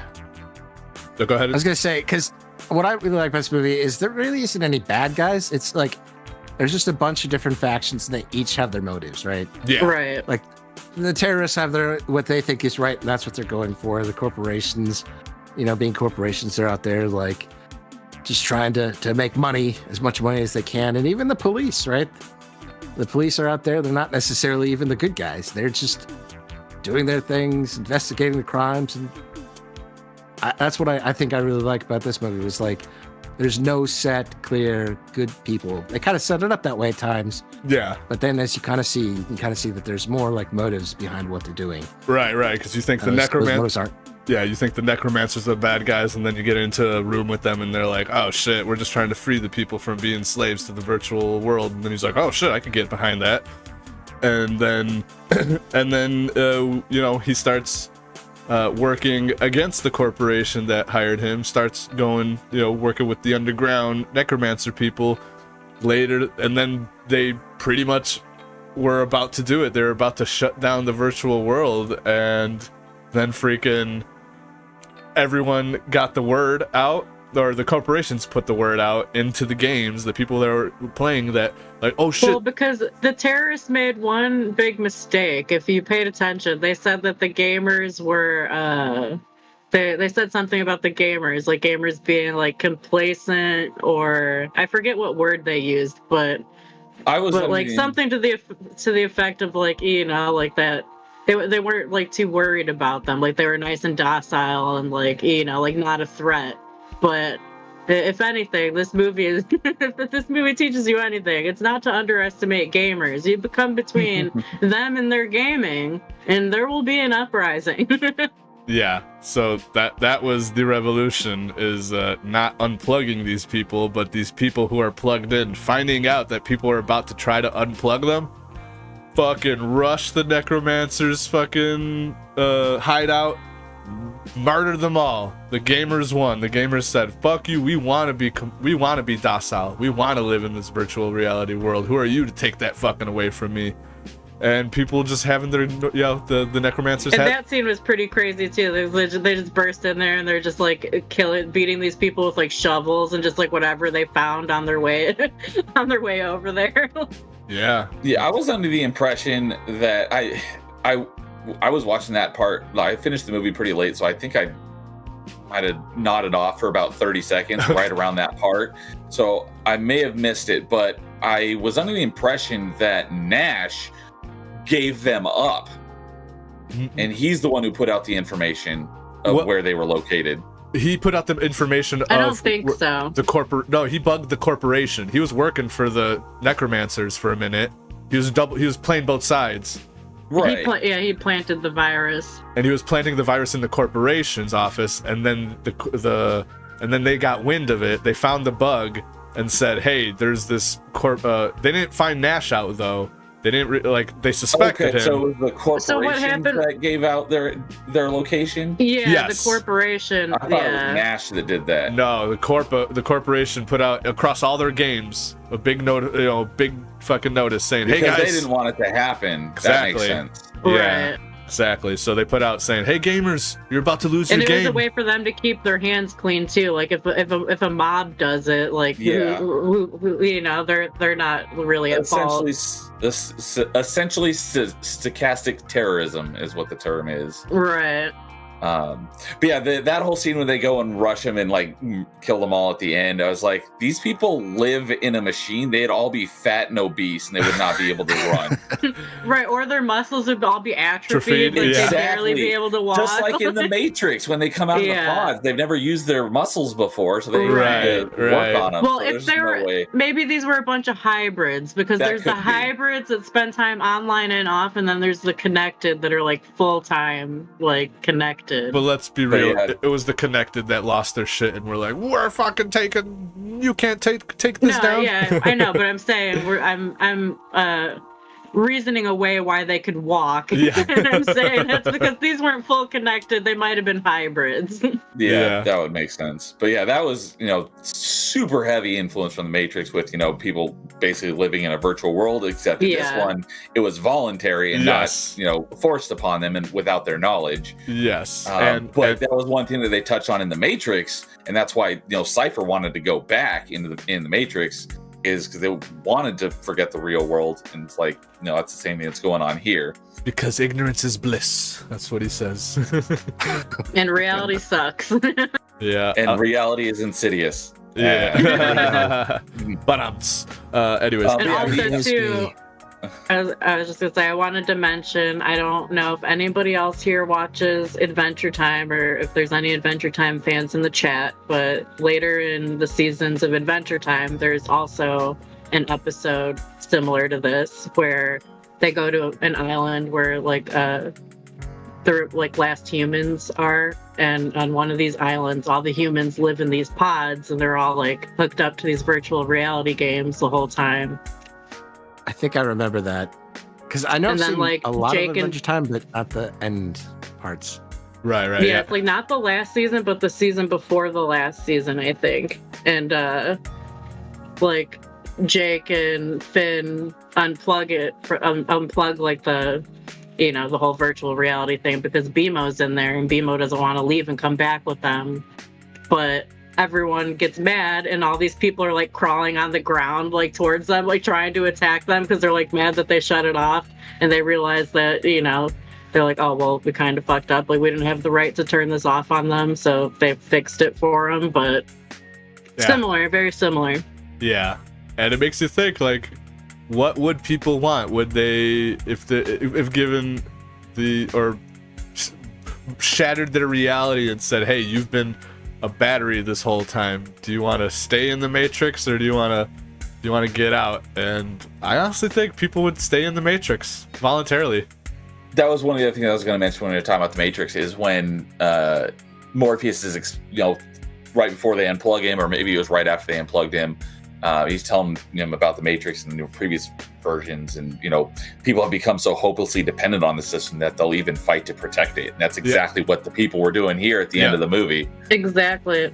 And I feel like that's like, I don't know, I like this movie a lot because I see the parallels in real life, and I just think that's very interesting. And as sad as it is, like I said, I hate that at the end that he chooses to become fully connected, but it makes sense. Like what would he choose? Like it does, it's like it's kind of the only thing that makes sense. Like what, keep fighting against what, bashing your head against the wall, like fighting for freedoms that people don't want, like. Yeah. Exactly. If you gave people the And option, that's how it feels in real life sometimes. yeah, if you gave people the option for universal income and to just stay in a, have you guys ever seen Idiocracy, where they have their lazy boys has freaking toilets on them and they just got a tube feeding them and stuff like that. Yeah. Go away, Baton. Exactly. But yeah, no, people. Right. Well, you saw everybody's bathrooms in this movie. All the bathrooms were fucked. We're like, does nobody use the bathroom? Like every bathroom look like a rundown in Virtual Revolution was, like. Oh god, yeah. When he breaks into the one dude's apartment, he goes in through the bathroom and the toilet and the tub. And I'm like, does anyone use this bathroom? What's going on? Do they just go in the chair that they're sitting in now? Like, is there no use for bathrooms anymore? It looked nasty, but I imagine if you're a full-time connected, that there's some kind of plumbing system they hook up to you. Yeah, I would agree. There's got to be some sort of sustenance too, otherwise you just waste away while you're right. You're there. IV. It liquids in through the veins and freaking a catheter. There you go, just like a freaking. Oh. Yep. And I was gonna say my other thing and my other reason for picking this movie is because there's another sci-fi B movie, called like The Aftermath. 20 something The Aftermath.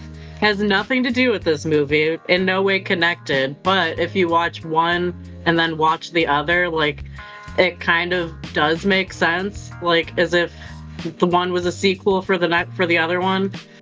It's an unintentional sequel to this movie that almost fits perfectly. Almost how like right, because it's like the logical outcome or the logical conclusion for like what the next step would be after Virtual Revolution. It's like all these people have been living in their pods playing games for a long time, and then like lightning strikes this kid's pod and he's like forced to leave the pod and venture into reality again, and he realizes that like the world basically ended and everyone is just in their pods and they don't even know, like they didn't even realize that civilization collapsed around them. Yeah. Are we talking about the Matrix? No, yeah, exactly. The Matrix really just again, yeah. You would think so from the way this is going, but we are not. We yeah. But, go ahead. a couple of things that JB said that I want to bring attention to is yes. the most recent one. Yeah, WALL-E is basically very much like this, where people are dependent on the system, but more kids friendly. Right. Yeah. And then another movie that I thought of while I was watching this that he mentioned a few minutes ago that I forgot to mention earlier when I was talking about all the movies that were basically inspired. This is, I haven't even seen it, but I know about the movie, and it's Surrogates. Oh yes, I just watched that again recently. I was telling Paul that. It's like it reminds me a lot Bruce of Surrogates Willis, as well. Forrest Whitaker. Yeah, I think he's in that. Yeah, because I mentioned that this dude looks like a half Bruce Willis, half Kevin Costner, and JB in chat earlier said Bruce Willis was in a movie called Surrogates where people never leave their home. Hey, Devil's here. What's up, Devil? What category movies are this? Movies that don't explain how to take a dump? Yes, this is the categories. We don't know how any of them are taking dumps in any of these movies. Thanks. They don't explain how any of them are using the bathroom. yeah. Good to see you, Devil. Yeah, that's hilarious. And then JB also says, never get between a mama bear and her cubs, or me and the coffee pot.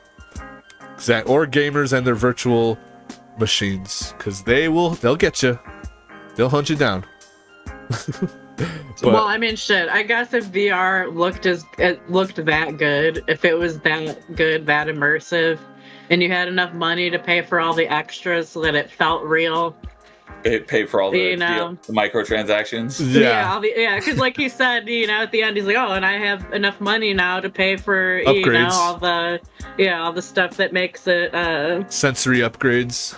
Right, exactly. So he could feel more. He could, so you could actually feel, Yeah, because the pain receptor. Although I gotta say, like, if I'm him, like, you got to pick a better verse, man. I mean, that like fake D&D crap, that looks boring as hell. I want that they're not stuck in the same one all the time and they can jump around. I mean, there's a bunch of different. No matter ones. how much you like one video game, you're not going to play that one game forever. You're going to play other stuff too. Unless you're the one dude that was naked, lesbian it up with a bunch of chicks. That scene, he goes into that dude's. Right. That's what I was telling Paul. I was like, this movie has everything. I was like, it's sci-fi, action, tits, fantasy, yeah, nice tits, yeah. Gotta have tits. The other thing, if we I was gonna say, go ahead. Neo, go ahead. The other big thing is like, I really expected his girlfriend in his verse to turn out to be that hacker dude. Yeah, I was thinking it was gonna be a dude they too. Looked at it like that would have been hilarious. Yeah, we never found out. I don't think we found out who the person was behind his in-game girlfriend. But it's like, what if that was a dude? Yeah, it may have been because that person was. They very well could be. But when he's like, "Oh, I love you. Don't you love me?" She's like, "Love is such a unconnect. Like we're connected. That's a human thing. What are you talking about?" Like that's like something of the past. Like that doesn't hold relevance today. Love isn't a thing. What was the term that she used? Like, I'm fine with you and you're fine with me, or something along those lines. Yeah. I was like, that's a weird way of putting it. Right. I was like, that's like terrible. Like that's to like settle for being like fine. I don't know. Like just the way she phrased it. I was like, ugh, like no. Yeah. But what I was going to say a couple minutes ago, when we were talking about the hot chick, was if they were discussing this on my buddies at the Salty Nerd Podcast channel, we have a special emoji that says 0.5 for boobs. So that one. 0.5 for boobs. Yeah, extra point. This extra point for boobs. If this movie only had a 1 thumbs up here, those titties gave it a 2 thumbs up. There's titties in this movie, guys, for a little bit. But, it was a Witcher style scene happening there. Yes, or God of War, where he's in bed with all the women. God of War. There you go. Why do Insidious? Did you cut out, or because I thought you cut out and then you stopped speaking? Are you there still? I thought so. Okay, we might have lost him there. We may have lost Bliss because I swear he started talking and then it just ended. And I'm like, wait, that sounded like a cutoff. That didn't sound like he just stopped talking. So there he goes. He dropped. Yep, we lost Bliss. Well, we can't start Bliss without the next movie. He may have gotten a quick power drop. Yeah, it's like bad timing. Yeah, so we're just about to move on to his movie. We're about to move on to his movie. I guess there's a couple more things about this. I swear I had something else. But yeah, no, good dystopian movie. I like it. It also ended on a downer. Much like Upgrade. Upgrade. I don't think the guy realizes he's in a. He doesn't know it. He doesn't know he's in his head. And in this, he's like, "Who are you?"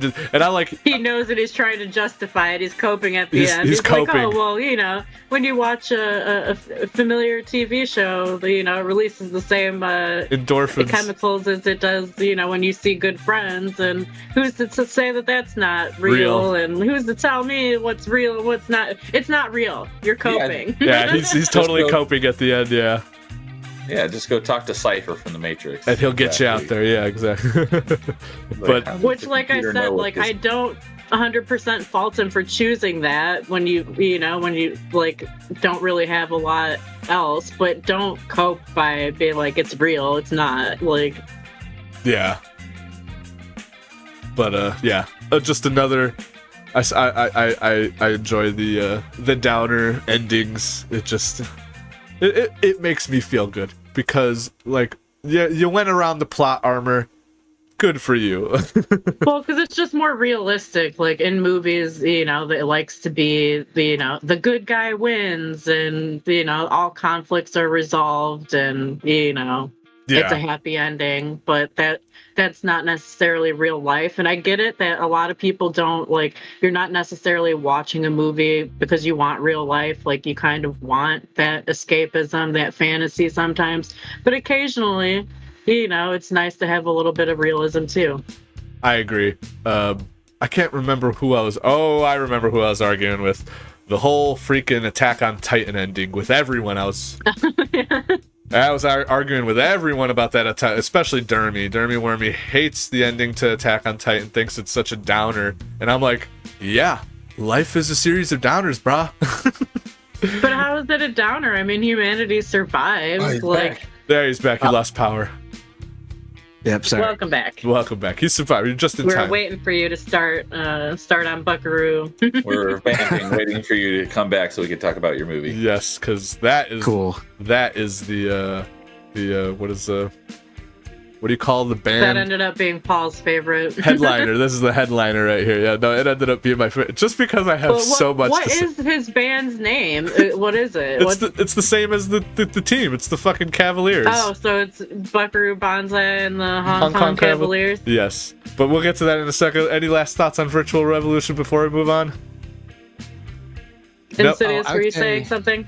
Oh, yeah, because, you guys... I love that movie. That was really good. Kind of gave me like the old feels for like like when you have like a movie on the Sci-Fi channel Yeah. back in the Right. day. It was kind of like that. So at first I was kind of slow start, like, oh, this is kind of weird, but just the themes and everything else, like, no clear bad guys. The way that they fleshed out, like every faction kind of had their motives, and there was no clear like right answer as to what to be done. I thought all that stuff was interesting. So Yeah. great choice. Yeah. Yes. I thought surprisingly good for the French.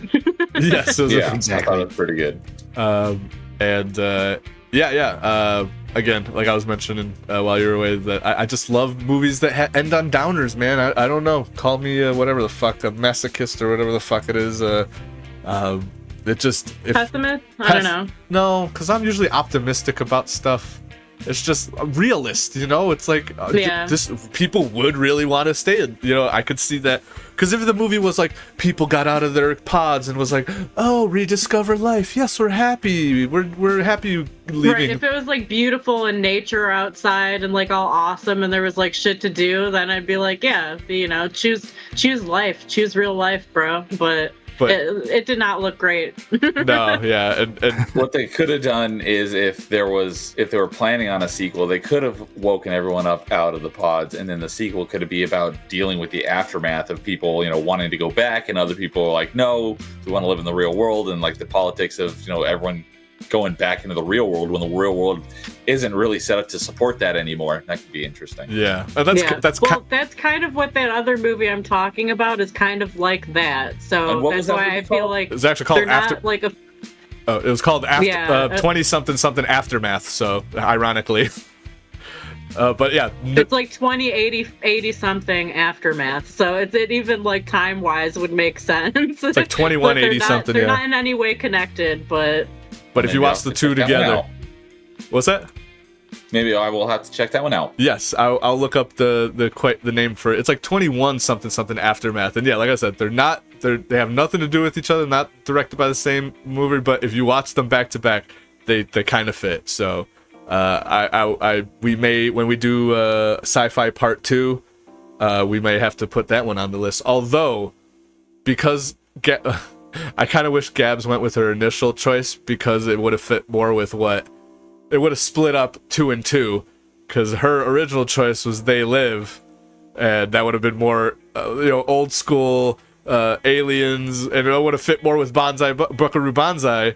But now she chose this one and went with the 3 movies, and then Buckaroo kind of stands alone. But it's okay. We'll eventually have to get They Live, fucking classic. Who's seen They Live? I have never seen it, so that would have been first watch for me. yeah, I hadn't seen it myself until a couple years ago. I only saw it recently, but I love it. Roddy Yeah, I don't know if Piper. I've seen that. Oh yes, I've seen it. Roddy Piper. I've seen it with the glasses. Yes. Yes, with the Yeah. glasses and see.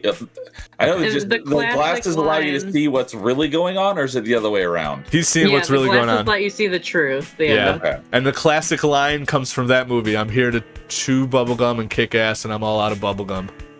Oh, I thought that was from Duke Nukem. Duke Nukem stolen from No, well, Roddy he got Piper. it from this. Oh, Yeah. I did not know that. Yeah, he's like, I'm here to kick ass and chew bubble gum, and I'm all out of bubble gum. That's right. He even has And the the main fucking reason, glasses, just like Duke does, I think. why I even know about that movie is because of the glasses meme. Yeah. Yeah. Putting them on, and then you The see reality. obey, yeah. Yeah, then you see what's really going on. Yeah, no, They Live would have been a great choice for this set of movies, but we're gonna have to, for another sci-fi, we got a lot of book club to get through, guys, and only 4 movies at a time, and that's a lot. So we'll be on the lookout for next sci-fi movies. We also gotta do more Nick Cage movies. I had the idea of doing movies by who was the guy that did Snatch? The director? Yeah, Guy Ritchie. Oh yeah, some Guy Ritchie movies. Guy Ritchie, yeah. I was thinking of doing a Guy Ritchie, although that would be only like 2 episodes. I think he was only done Jackie Chan. Oh, Jackie Chan book club. I would love that. Anyways, so many movies. Promised John Wayne. Oh, right. We're gonna do some John Wayne or more westerns and stuff like that. There's Absolutely. so many topics you could do. I know, it's endless. And then and then I'm alternating between movies and music, and then other ones to I'm gonna eventually do books and games and TV shows and animes. And we're only on episode 6, guys. So strap on in. Book club has a long way to go. We got a long way to go. All right. And Cover everything. Speaking of long way to go, I don't know how that segues to our next movie. Gotta go all the way to the 8th dimension. Got long way to the 8th dimension. The adventures of And Planet 10. And Planet. Is that what it was? It was Planet 10. Or? Yeah. I think, yeah. Yeah. Now, had anyone besides Bliss seen this movie before? Because No. I'd never even heard of it. Nope. But funnily enough, I had it on my Amazon watch list. Like I put it on my list of things to watch at some point. So Because I like going through the sci-fi section and just looking for stuff that I haven't seen. Add to playlist. Or watch list, and it's so funny because I remember doing that with her. We were going through Amazon Prime, just like, oh, this is a cool movie, watch this later. This is a cool movie, watch this later, and we did all that, and that was like months ago. And then I go on to like the other day we go on to Prime just to see what movies are on there because I thought Virtual Revolution was on there, and it is. No, he was trying to find some movie that he thought that I watched, and I was like, I didn't watch this movie. I don't know what you're talking about. That too. I was trying to find, but it was so funny. We pull up the watch list, and number 2 on Get Ready to Watch, which was that means it was the second to last thing we wish listed or watch listed was The Adventures of fucking Buckaroo Banzai. I was like, holy shit, we wish listed this fucking months ago. Hilarious. But yeah, so we finally got to watch it, and what a cast, man! Like, holy shit! I was surprised, like how I'd never heard of this movie and how there were so many big name people in it. Right, John Lithgow, Jeff Goldblum, Christopher Lloyd, Jeff Goldblum, RoboCop. Right. Mr. Krabs. Did anybody recognize Mr. Krabs? Yeah, Clancy Brown. Clancy Brown. Clancy Brown. Oh, young Mike from young Jonathan Banks. Yeah, is that Breaking Bad guy? Mike from Breaking Bad. Mike Ehrmantraut. Yeah, Mike. Yes. Yeah. I think I was on my phone at that scene and I heard him talking like, is that Mike Ehrmantraut? I looked up like, oh my god, that's young Mike Ehrmantraut. With hair and all. And it's so funny because we were just James was talking about how he voiced the latest on Friday or Sunday Town Hall or one roulette. of those. Roulette. It was roulette on Sunday. Yeah, it was roulette. He was talking about him because he voiced Commissioner Gordon in Arkham Knight. Yeah, and I'm like, holy shit. We just saw him, a young version of him. Yeah, I was like, someone just talked about him, and then he's in this movie I watched I never heard of from 30-something years ago. Yeah, dude, freaking huge cast. So, can anyone really explain the plot of this movie? I got you. So, I was gonna say, yeah. I need to pull up the. Go ahead, and then I'll. There's an actual like pertinent Kevin Smith of all people quote. So, oh God. Oh God. You give your explanation, and I'll read this because it is good. Okay, this is the Paul's Polish crude layman's terms version of this movie. Fucking Buckaroo Banzai. He's not just the most interesting man in the world. He's the most interesting man on the universe. He is half in Japanese. Multiple dimensions. Not just the universe. All universes. He's a half Japanese, half American man who got bored of being a brain surgeon and decided to go explore and learn, just collecting interesting people around him and exploring things and decided to learn particle physics. And also becoming a samurai and a rock star. And for some reason, It's like, oh my although god. Yeah. although he's half Japanese, his team is called the Hong Kong Cavaliers. Yeah, okay, that was Hong my Kong big is- issue. Oh, I didn't even think about that. 'Cause That that's was in that China, was my right? big issue. Yeah, as soon as it started and it, like the words were scrolling and it like said all this, I was like, hold on, wait. He's half Japanese. Why are they the Hong Kong Cavaliers? That is China. This makes no It's an sense. international team, guys. It's an international team. And none of them are Asian. It's like they should have just changed the opening text scroll to say Chinese. Oh man, but Change But the name. none of the Hong Kong Cavaliers are Asian. it's fucking Jeff Goldblum and a bunch of white and Clancy Brown and a bunch of white dudes. Maybe one Mexican-looking guy. That's about it. Yeah, the one seemed Mexican.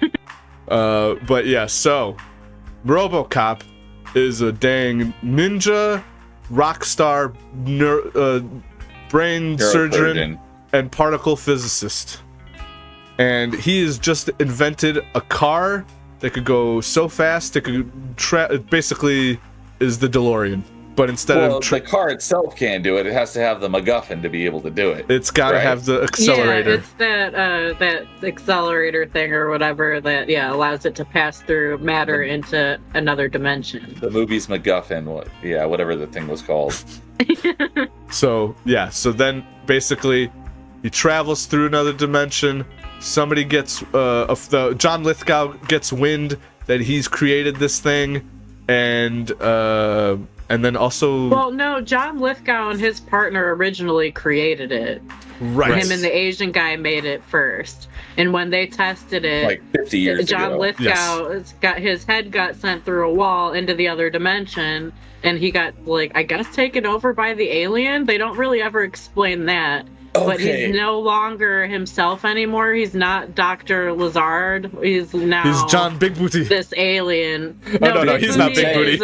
He always That's says Christopher. Yeah, that's Lloyd. Yeah. That's Christopher Lloyd. Yeah. But him saying John Okay. Big he's Booty. Worfen. He's Worfen. John Worfen. Orphan, that's right. Okay, because later in the movie, it shows everyone, because there's a point in the movie where you see all the aliens as human, and then you see the aliens as aliens. And I was like, why is he but you with always them, see but you him don't as ever human. see... Exactly, you Yeah. only see him as human and not alien. I think he got possessed. Why don't we ever see him as an alien? Because he actually wasn't an alien. Okay. Yeah. Right, because if you watch the part where where his head goes through the wall and stuff like that, he looks completely different before that. He has dark black hair and stuff too, and then he goes to having red hair.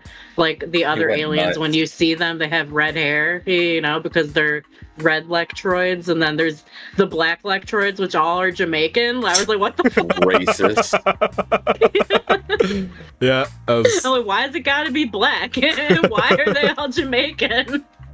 That's I have hilarious. so many questions about this movie. Okay, and Keep then going. To me, it's like the kitchen sink of Sci-fi movies. Sci-fi superhero, I don't know, because he's the man of action, but also a rock star. That they're performing brain surgery in the actual first scene, him and Jeff Goldblum.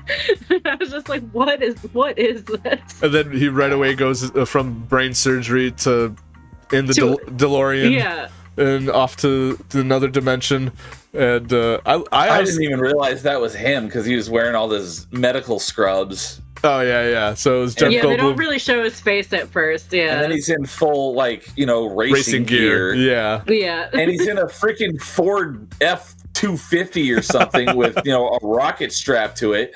It doesn't matter what you do with a pickup like that. Oh shoot, we lost Bliss again. He'll be back. But yeah, a vehicle like that is not meant to go that speed. If you go that kind of speed, a vehicle like that is going to literally fall apart or explode. Not Vehicles that go that fast have to be designed to do that. But you can't forget just buy a car off the lot and make it go 500 miles an hour and expect it to not fall apart. exactly. That's why it's in the possession of Buckaroo Banzai, who made it that way. You think Buckaroo Banzai is going to let his car fall apart? No, he's Buckaroo Banzai. Oh, and JB in chat says Cavaliers are European, so you got Hong Kong Cavaliers. Makes no sense. Yeah.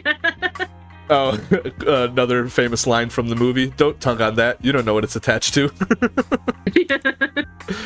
Oh, shit. Wow. And the part where he's like, well, why do I have to give her my jacket? It's like, because you're perfect. Perfect He's Tommy. like, oh, well, you got me there. It makes no sense. This movie... Perfect Tommy. What a character. It's so funny. Freaking people writing this had to be on some sort of drugs, or this was like written by the precursor to ChatGPT, because this movie was so all over the place and had zero consistency.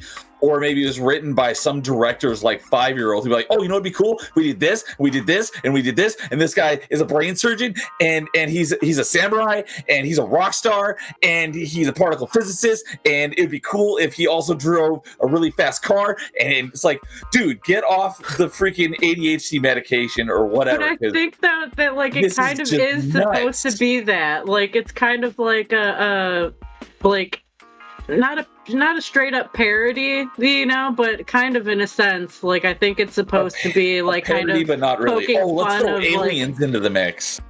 Yeah, like kind of like, you know, I'm a big fan of Venture Brothers, you know, and to me, for some reason, this gives Venture Brothers like that, you know, like parody, the Man of Action, having a team, you know, like a team of scientists, or like just like the tour bus that has like, you know, like all these like everything they need in it. Yeah, like that's convenient to the plot. It's like, and the bus should have this and have this and have this, and let's not explain any of it. And it was like it was a sequel to a movie that you should have watched before. Then you would understand why stuff is going on in this movie. But there is no prequel to this. It's like just stuff is happening because came in exactly the right spot. Yeah, you did. Oh god. That's the great thing about this. And this is where this is actually a better place for that Kevin Smith quote. Because Kevin Smith said, like, this movie does not give a shit if you know what's going on or not. It dumps you into the middle of an existing universe. And to me, part of the fun is figuring out what's going on. Yes. Right. And I think that's really going to be like the two mindsets. You're either going to love or you're going to hate this movie. Like, if you like figuring stuff out and having to think through it, you can love it. Quite polarizing. If you don't like that, and you like kind of like the more structured look and having things set for you, I think it's going to be one thing that people will hate. Yes. Yeah. It's I agree. Love it or hate it. It's kind of both. Like I love it because it's so ridiculous and so like I said, like just doesn't like a lot of it doesn't make sense, and it's just the characters are so off the wall. Yeah. Like I love that they tried to make it a whole like comic book series and everything too. They and did. That like the aliens had the comic books. Like the aliens knew in the who movie. he was. Like even the rednecks are like, oh shit, it's the latest edition of Buckaroo Banzai. Right. Like everybody knows who this guy is. Even people in the 8th dimension are like, oh, we're watching you, Buckaroo Banzai. He's on a first name basis with the freaking president who's in a freaking upside down bed for some reason. His back hurts. Oh, it's one of those What is this? back stretching things. It's a back stretcher. But yeah, JB's got me. Most tires will fly apart before they even hit 250 miles an hour. This guy goes 500, and he swerves at almost 90 degrees at full speed. What? Oh, it's so good. But I love. And then this random chick is in the club crying, and she goes to off herself in front of everyone. And then he's like, "Hey, why don't you just be part of my crew?" And she's like, "Yeah, sure, let's do that." Like, what is this? Well, it's his dead wife's twin that nobody knew existed. Apparently, exactly, and she didn't know it either. It's like, what? Well, I love it. My thing is how the fuck did he hear her crying? He just like stopped So dead stop in the the music. middle of a show. Is someone like, not having a good time? Somebody in here crying. Like, what? Yeah, it's me. What Well- was with Jeff Goldblum's outfits the whole time? He's a cowboy. He's wearing He's a cowboy Jersey, from and he's Jersey. wearing the most stereotypical cowboy outfit ever. It's like, Yeah. what? Oh, I'll tell He you said one that thing I because- did. His name Go was ahead. Buckaroo. So Jeff Goldblum, when he showed up, he's like, "Oh, well, I thought I was trying out for the band, so band with the guy with Buckaroo, so that's why he wore the cowboy outfit." That And makes, just kept wearing it. I love it. Yeah. Yeah. And all the He also aliens got are his wearing pistols. suits the whole time. Neo, the world is coming to an end, my man. You don't have time to change your clothes. Yeah, and all the good aliens are Jamaican. And they're Well, the also, black. Going back to the band part real quick, The- is even the band is like when they start playing and that girl's crying and everything, they start, like the band looks over, it's like, this is weird. Yeah. Yeah, they even say I it. love that. Yeah. I love that. I'm part. like, it's not just this part that's weird. This whole fucking thing is weird. From Zero sense. Nothing makes sense. Oh. Bliss, how many times have you seen this movie? twice. Okay. Oh. I thought he was gonna say it's like, oh, I've watched it like 30 times. I love this movie. Oh no. Like the first time I watched this, like I think it came across as like a suggestion. It's just like top 10 movies you have to see before you die, like sci-fi. I was Oh, like, I'd heard of Buckaroo Banzai, but I had no idea what it was. So then I watched it like after a hockey game. But you know, you go to a hockey game, you already had a few beers. I think I must have fell asleep like partway through because like I remember the movie ending, but I don't remember most of the stuff in between. So it was wild. And then, you know, I thought about it like when Paul was like, oh, I'm going to come up with something. It's like, you know, we really need something that's going to stand out, something that people haven't seen. And so I was like, That's all for right, sure. it's got to be Buckaroo. you nailed it with that one. And they take what was he, the Secretary of Defense or something, with them to go attack the aliens' compound, and they're just like, "Yeah, cool, whatever. We'll just let you in, and we'll let you walk around while all these guys with guns are coming, and we'll not alert anyone." And he's like, "Oh, I don't care what's going on. I just need to talk to this one guy for reasons." He needs to talk to John Big Booty. Yeah, I'd say all the aliens' Big names BK. are John something, and yeah, I was gonna say the Big Booty has been my favorite thing like to come Big of this Booty. movie. I've been calling my cats Big Booty like for days now. John Big Booty. Yeah. Right? Yeah, or and that Smallberries, that was another funny one. John Smallberries. John Smallberries. Like, what the fuck? Yeah. Yeah. Oh, I love when Big Booty, like when the head alien, or I guess he wasn't even an alien, the John Lithgow's Yeah, character, John Warpin. right? And they were fighting in the alien ship, and he turns his back on him, and it's Big Booty. Yeah, flipping him off. He Flips him flipped off. Yeah. I love Yeah, that the scene whole too. time he keeps shit talking him. Like, Big Booty just keeps shit talking Warfin. He hates him. But Yeah. before they go on the final assault at the end, they're like, "Well, thankfully, our scientist guy created these breathing devices so we can see the actual aliens." It's like, where did that come from? How did he just know how to do this and happen to have what he needed lying around? And they have a when- freaking whole science lab in their house. What? That's in the tour bus. It's not even a house. It's a tour Well, bus. they were at their compound. Oh, okay. And then when RoboCop's getting chased by a freaking the alien driving the truck really slow, and all of a sudden this kid and his dad with a helicopter show up out of nowhere and rescue him, and then let the little kid go on the raid with him with a gun and everything, where he could get killed. It's like, what That is kid- going on with this movie? That kid was They fully didn't. capable. The kid was going to die anyways, right? They were going to blow up the world. Exactly. I guess, yeah. My goodness. And The best part is when they're watching the message from the black That's what I was just gonna electroids. say. The bubble yeah, wrap? the message, the bubble wrap. well, thank you. freaking- They all happen to have these bubble The wrap bubble wrap goggles for masks, some yeah. reason, and why do they need them, and why do they already have them, and how do they know they need to use them?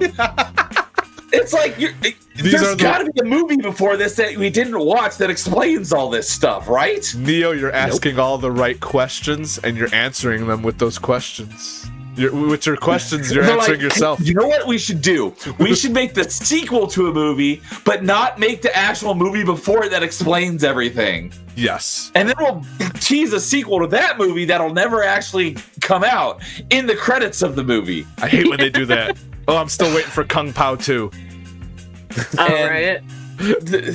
he gets in the thermopod, which is like at the very end. That's basically an escape pod. He's like, "Hey, can you fly this thing?" He's like, "No, I failed flight school." And then all of a sudden, they But know then how he to can fly fly it, with a steering wheel and levers that they've never seen before. They can blow up the mothership With one shot. My goodness! I didn't know an escape pod could blow up a This is- mothership with one shot. What? This is the most. And then he jumps out with a parachute. Where did that come from? gotta And then have the a guy who parachute. said he failed flight school flies away.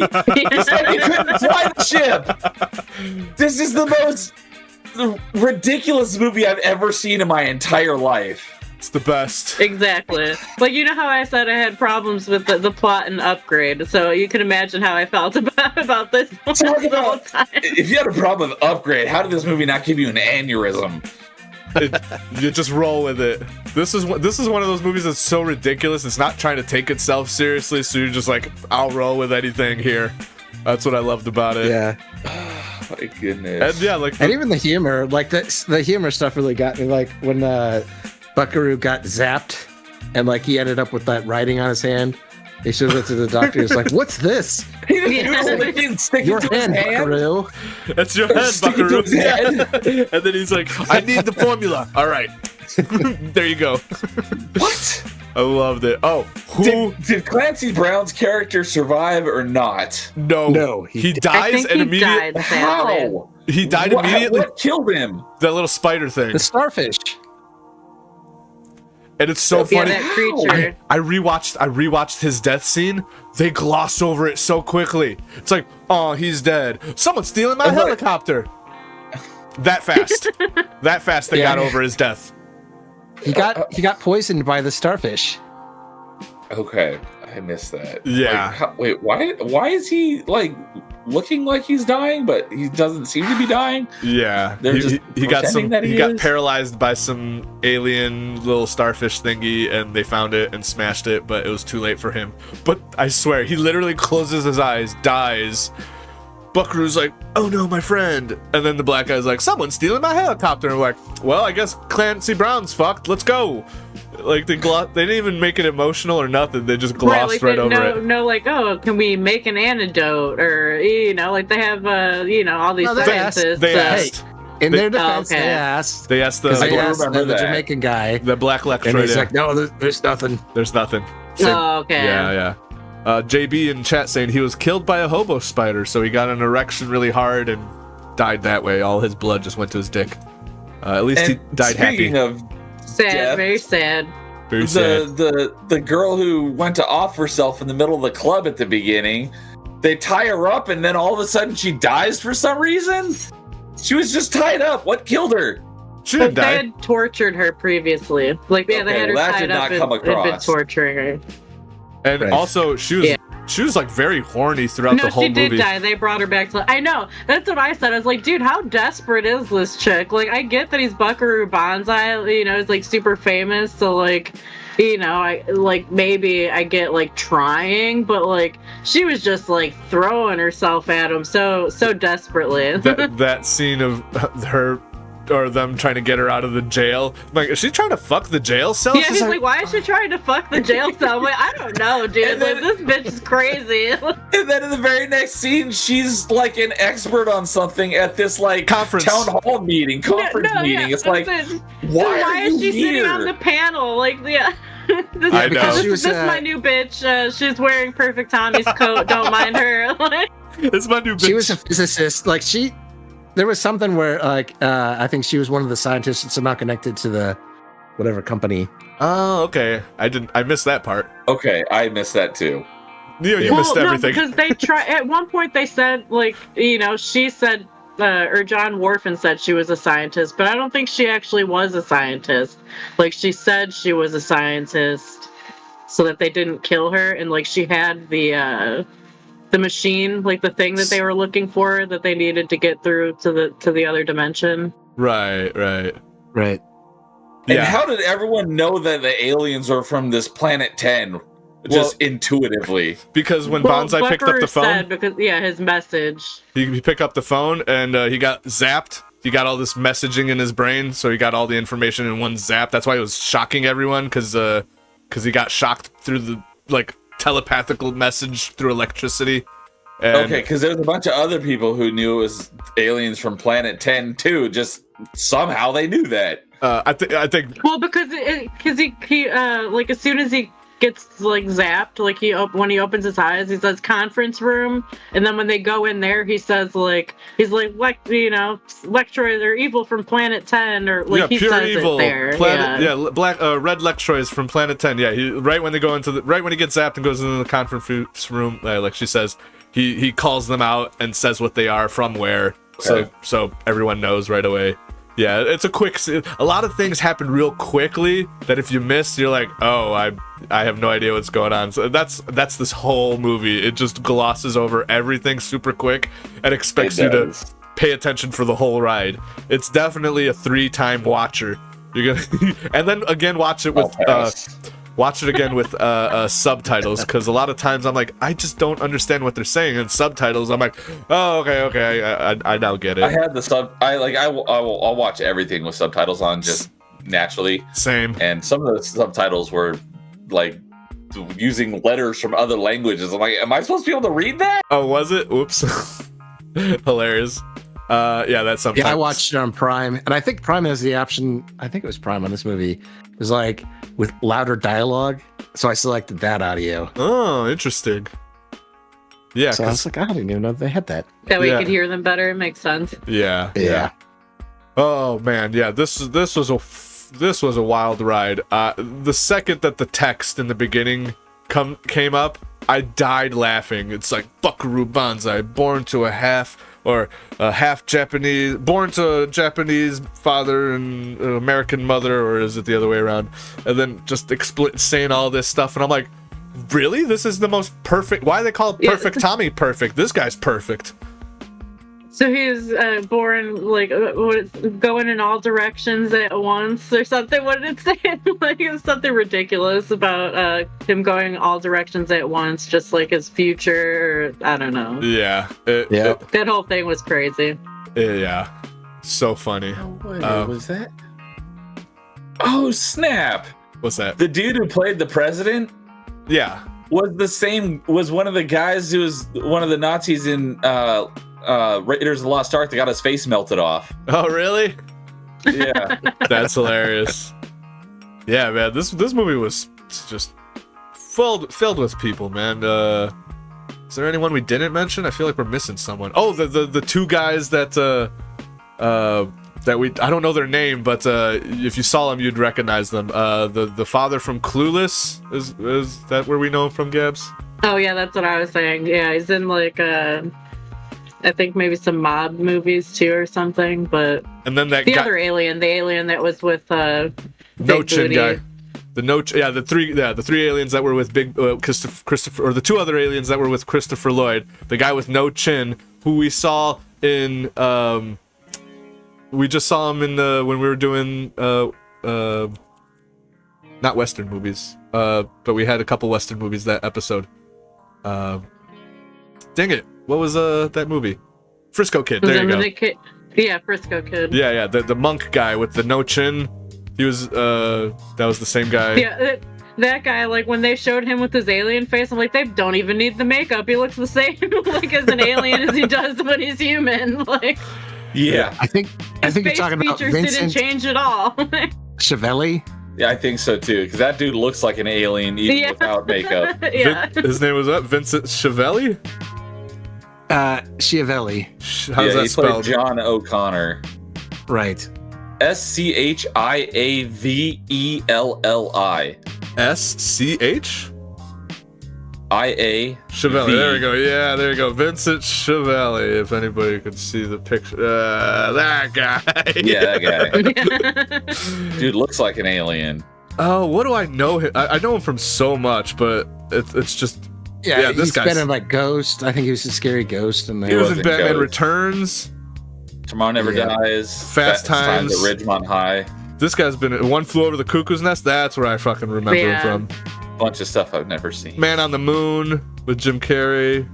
Yeah, this dude's been in a ton of stuff. And then he was also in just a couple weeks ago when we were watching Frisco Kid. Yeah, he was in that movie too. I'm like, oh shit, we got some crossover finally. And then who was the other guy? What is his name? Christopher Lloyd? No, not the other guy that was with Vincent and Christopher Lloyd. Yeah, like I said, I don't know. I could just keep thinking of him as the dad from Clueless, but I doubt anyone here has seen that movie. I have not. Okay. Where is he? Dan Hedaya? Dan Hedaya. The dad from Night at the Roxbury. Yeah. He's also he's a always dad. a dad and stuff. He's like a dad or a bad guy and everything. Yeah. So yeah, he was in he was in Usual Suspects and Commando. Yeah, Commando, Usual Suspects, yeah. Rookie of the Year. Holy shit, I remember that movie. That was a great movie. I watched that when I was a kid. Addams Family movie. I guess they picked them because like they were all actors that like, you know, kind of look normal, but if you look a little bit closer, they kind of look a little bit abnormal. So they always make you do a double take. Yeah. That's funny. That's why they said they hired them. Oh, it says that's why they hired them? Yeah. That's funny. Well, yeah, man. Freaking. Oh, the first time I watched it, I was Neo, pretty much the first time I'm watching it. I'm like, what is happening? And then the second time watching, I'm like, okay, I kind of understand what's happening. By the third time, I'm like, oh yeah, this totally all makes sense. I'm on board with 100%. And what's that fucking quote where right before or right after he stops the club from, you know, when their band's playing, he's like, hey guys, just remember, wherever you are, you're there. Yeah. That's right, I forgot about that. Oh, it's so goofy. This fake like, I don't know what the word I'm looking for, but like this fake, it seems like it's all deep and yeah, he's like a philosopher. Like introspective, yeah. Like philosophical. That's the word I was it's like. No, it just sounds retarded. Yes. Wherever you go, that's where you are. Gee, you think? And also, too, probably the worst thing for somebody who wants to kill themselves to hear. You know, like somebody who doesn't like themselves and is depressed and ready to shoot themselves in the head in the middle of a club. Probably doesn't want to hear that. Well, to be fair, he was just talking to the rest of the people because he's like, hey, don't be mean. Right, yeah, true. Just remember, no matter where you go, there you are. That's the next thing I'm gonna say that all the time, and I'm gonna call everybody Big Booty. That is the Big Booty. Big Booty. It's Big Booty. But no, Christopher Lloyd was great at this, and it's funny because when Insidious, when he sent me the trailer for this, which is the ending. I don't know if you caught the ending credits where they're all just walking. Yep. That was the trailer for this movie. Yeah, the fucking hilarious. And that trailer. That trailer just killed me. I'm like, I have no idea what I'm in for with this fucking movie, with this trailer. Like, why it says Christopher Lloyd. I don't see him in this as one of the people walking. Like, I just had no idea what to expect when. Well, he's not part of Team Bonsai. Yeah, clearly. You figure that out later. But I'm saying I saw all these big names. I saw that trailer. And I'm like, okay, I didn't even recognize Jeff Goldblum in that trailer because he's wearing such a fucking goofy outfit. And I'm like, why is RoboCop walking with all these people? I'm like, is that fucking Mr. Krabs? Yeah, that's all I knew from going into this movie. And yeah, I didn't know anything. I didn't watch a trailer for this or for Virtual Revolution, so I watched it completely blind, not knowing anything about either of them. Well, that trailer would not have helped you at all. No, the trailer actually confused me more. Yeah. So you're better off not watching the trailer. Yeah. Well, the trailer was a lot about the trailer. Yeah. Does it say more about the trailer or the movie? It's the perfect trailer for the movie. To be fair.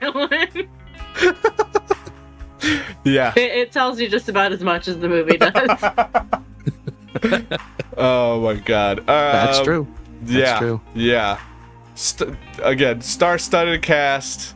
fucking RoboCop, Mr. Krabs, The Fly. I think maybe it was just like ahead of its time. I think that it was like too meta, and like, and that it didn't come across. Also, I had a kind of a realization as to maybe why this movie didn't, wasn't so successful. It's because you don't get that hero's journey with him. You don't. There's no, like, freaking RoboCop is too perfect in this. It's too perfect. There's no struggle. There's no watch him go he's through a Gary something. Sue.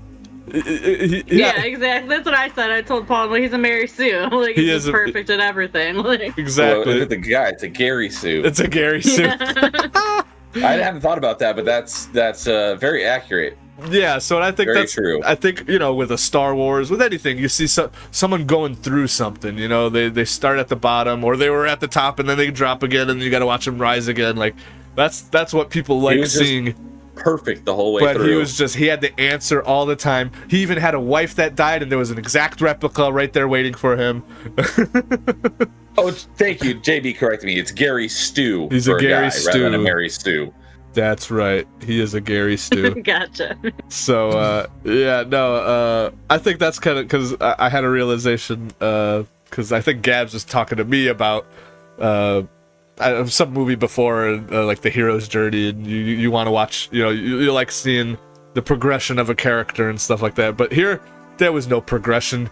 It was just full throttle all the way. I'm motherfucking Buckaroo Banzai. I'm ready to fuck shit up.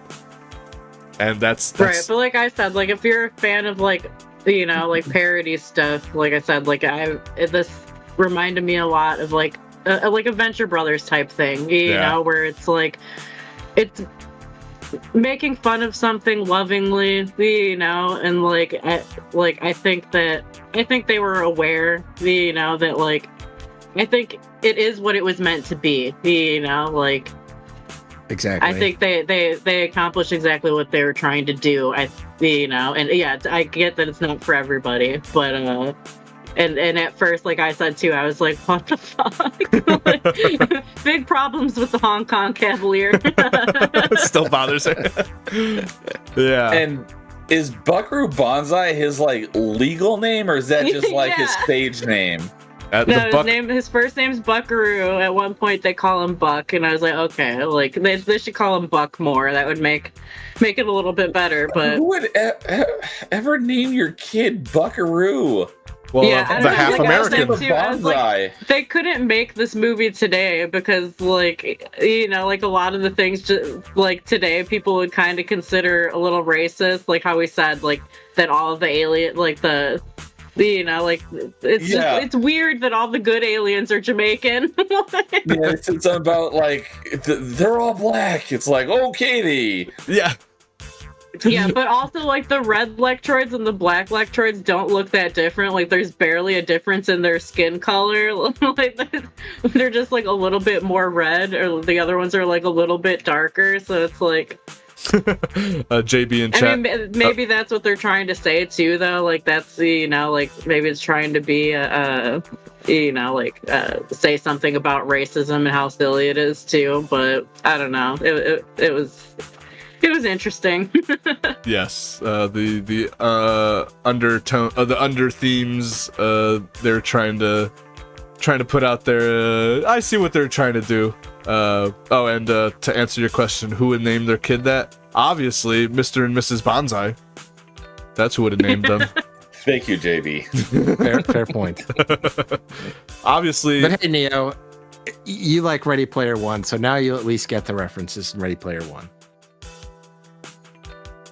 Did they reference this movie in that? Yeah, because I guess the character appears in a Buckaroo Banzai costume. Okay. Now I gotta watch Ready Player One again. Yeah, I gotta That's watch what it. he says. Like, I like Buckaroo Banzai. I don't remember that, but I'd never heard of Buckaroo Banzai until a few days ago, so that's probably why. And now you can never unlearn it. Did you guys catch the fucking? So when Jeff Goldblum is figuring out the time period in which these guys landed, all the aliens, they're like, oh shit, it was 19 whatever in 38. Maryland. Yeah, 1938 in Maryland. He's like, why does that sound familiar? He's like, oh, that phony Orson Welles. And the guy goes, you mean the guy from all those wine commercials? That's right. The French. And then I had to Gabs didn't get it. I had to show her the commercial. We were dying laughing. The French. I only know about that commercial because I remember James bringing it up on a stream one time. Yes, that's another reason why James needs to watch this movie, just for that scene alone with Orson Welles. You mean the guy from? I thought that was interesting. Like that was part of the movie that I actually really liked. Like I liked that connection that they made, like trying to be like, oh, like it, like. It actually did happen. There was an invasion, and they just brainwashed Orson Welles into saying that it was just a joke and a broadcast or a hoax. So I was like, I like that. That's cool. I could get behind that. Yeah, War of the Worlds was a cover-up. Yeah. That was a cool. That was interesting. That was cool little tie into the story. I think so as well. But yeah, I couldn't stop laughing at the fucking, because we've all been laughing at the Orson Welles commercial on Melee Games in the last couple of months or so. And when he said, you mean the guy from the wine commercials? I'm like, oh my god. Even back in 70 something, we all knew Orson Welles as the guy from fucking, the French champagne. Love it. Oh man, what else is there to say about the greatest movie ever to exist? Neo, on a one, what rating? 2 thumbs up? I'll just say this: I will never watch this movie again. It's a shame. It's a shame because we're doing a watch party of Buckaroo Banzai in my Discord immediately after this. I'm down. I'll put it on for y'all. This movie's fucking hilarious. I will one more time put in the chat my Discord. If you are not in my Discord, I will play these movies like I did Nick Cage last time as well. But yeah, no. I think I aired all my grievances. You were very passionate, Neo, and I relate. I relate on that first watch through. It's confusing because again, we're used to, like Neo said. Yeah, I did have to explain quite a fair bit to Paul. So. Yeah, I had to be explained. I had to watch with subtitles. I had to give it 3 watches. But eventually I'm like, I get it now. I get it. I smoked enough pot. I was like, oh, okay, I really get it now. Yeah, I did not do that. Maybe that's a key component. Yeah, I could see that being important. Everybody smoke pot right now and then come in my Discord and we're going to watch Buckaroo Banzai.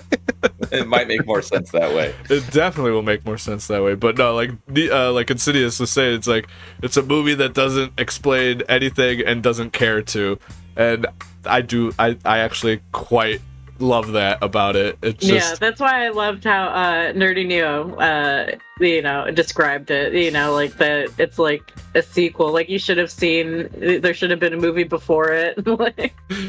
Yeah, and there is no movie after I think it. that's perfect. Like I think it's a good thing because like we don't need everything like explained to ourselves. Like agreed. It is what it is. Yep. I kind of said that about The Good, the Bad, and the Ugly, how it just kind of throws you in it kind of sets it up, but it also... that's the third movie. But also that's the third movie. But that's the third movie, exactly. I didn't know that. I didn't know that when I was watching it, and I'm like, oh shit, there are prequels to this and all that. So, but this is exactly what I was talking about with that, where it throws you in and doesn't give a shit about explaining nothing, just like, you're along for the ride. Either you're here or not.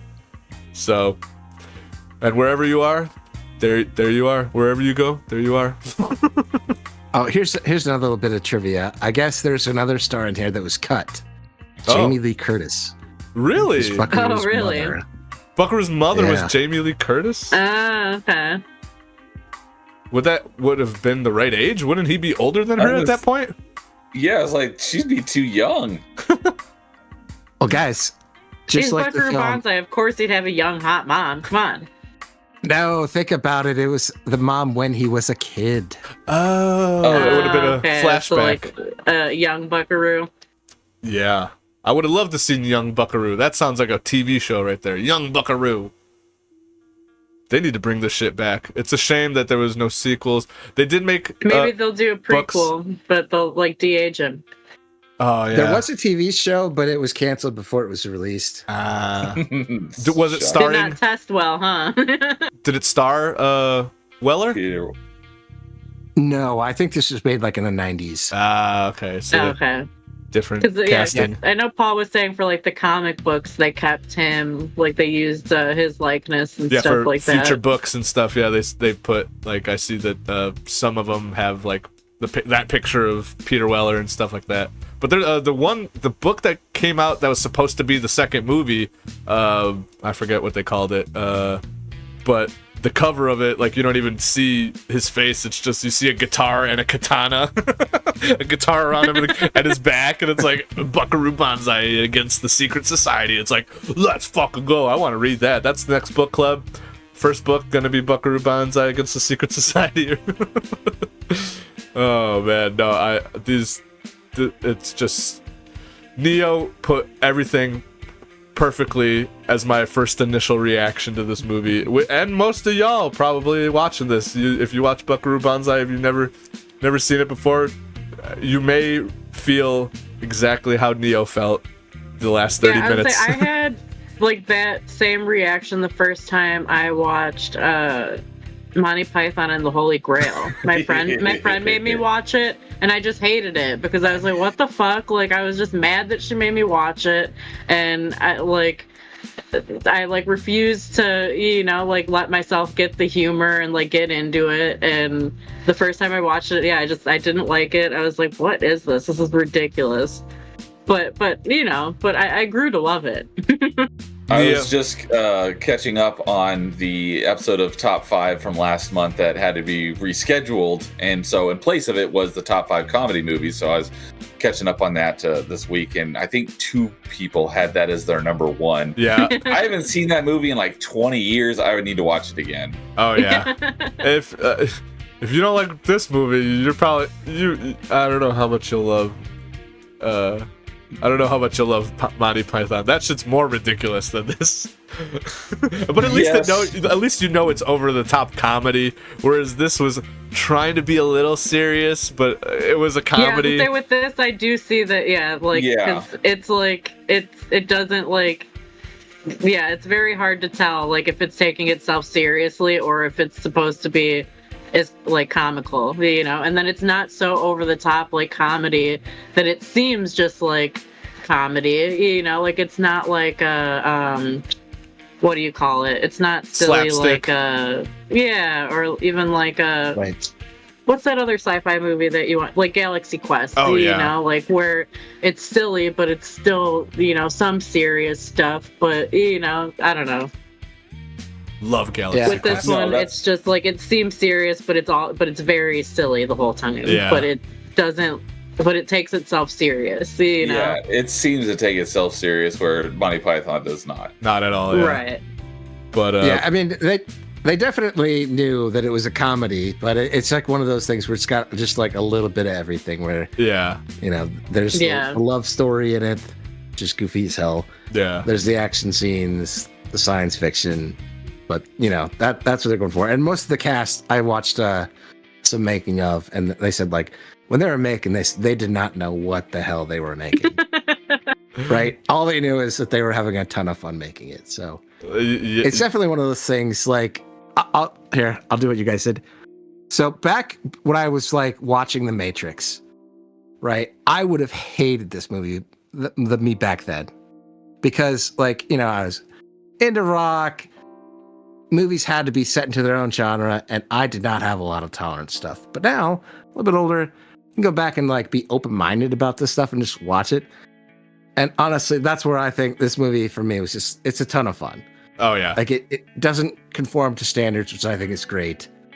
Like, and I totally get it. Like, not everyone's gonna like that. Some people like their stuff kind of set in a more structured fashion. Completely fine. But for me, like, I just loved it. Yeah. So I agree. It was I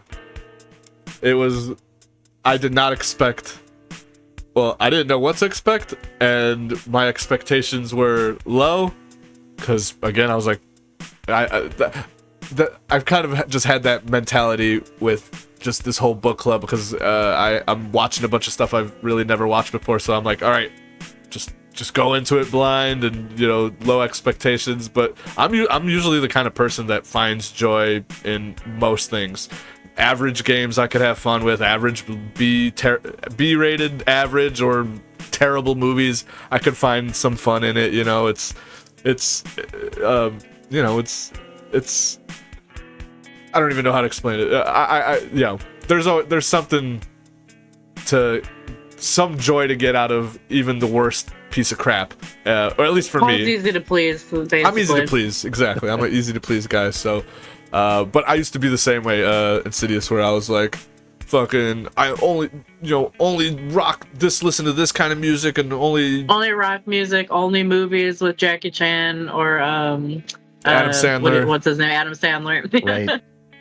I'm still not going to listen to country music, but everything else. Yeah, that's Paul's hard no as well. Yeah, just like Kay does $100 to play rah-rah for 10 minutes, I will do $100 and do a country episode, or emo episode of music. But I don't think there's a genre of movies that I'd like. I'm absolutely not gonna watch that genre of movies. Movies I'm a lot more open to. I like, I just like good or just fun stories, just to, get away from. But music, I take a little more seriously. So country, nothing connects with me in country. Country music starts playing and I'm like, I feel nothing here. You're talking about your horses and your cars. Paul, yeah, I was gonna say Paul's a city boy. He knows nothing about life on the farm or riding a horse or what a tractor or like or a pickup truck. He knows nothing about this life. Come here, city boy. I know nothing about strong emotions for country music. Very negative ones because I despise it with a burning passion. So all right, so if we get $100 and do a country episode, it's gonna. No, if you get it. If I don't get anything, I'm not doing anything. Oh no, I'm dragging Neo's ass in here. I'm dragging Insidious's ass in here, and I guess Gabs could join. She'll be the one person that actually enjoys it and tries to explain to us why we should like it. We're gonna get this same crew right here talk about country music, and you're gonna like it, Neo. Not a chance. Yeah, doubt it. I'd rather watch Buckaroo Banzai again. Then, if whatever I need to do to get you to watch this movie again, I'll threaten you with some country to make you watch this. The only way you're getting me to listen to country music if you Clockwork Orange me to a chair and like force me to keep my eyes open and listen and my ears open and listen to it. Coming for you, Neo. Great movie. One day you're gonna wake up and I'm there and be like, Neo, time to listen to some country. In my house? Tying you up and listen to the country music together, Neo. Oh, great. Yeah, I remember trying to read that book when I was younger, and like the language is just so confusing because like the book is written the way they speak in the movie. With like all that like lingo, A Clockwork Orange. Oh, right. Yeah. So for a teenager, it was a complicated read. Yeah. I was very confused at Clockwork Orange myself. I'd have to give that one another watch. Movies that completely confuse you: Clockwork Orange, Donnie Darko, Banzai Buckaroo. Yeah, I did not that'd be a good theme for movie book club. Just movies that just left you with more questions than answers. I guess this movie would. Banzai Buckaroo would be on there as well.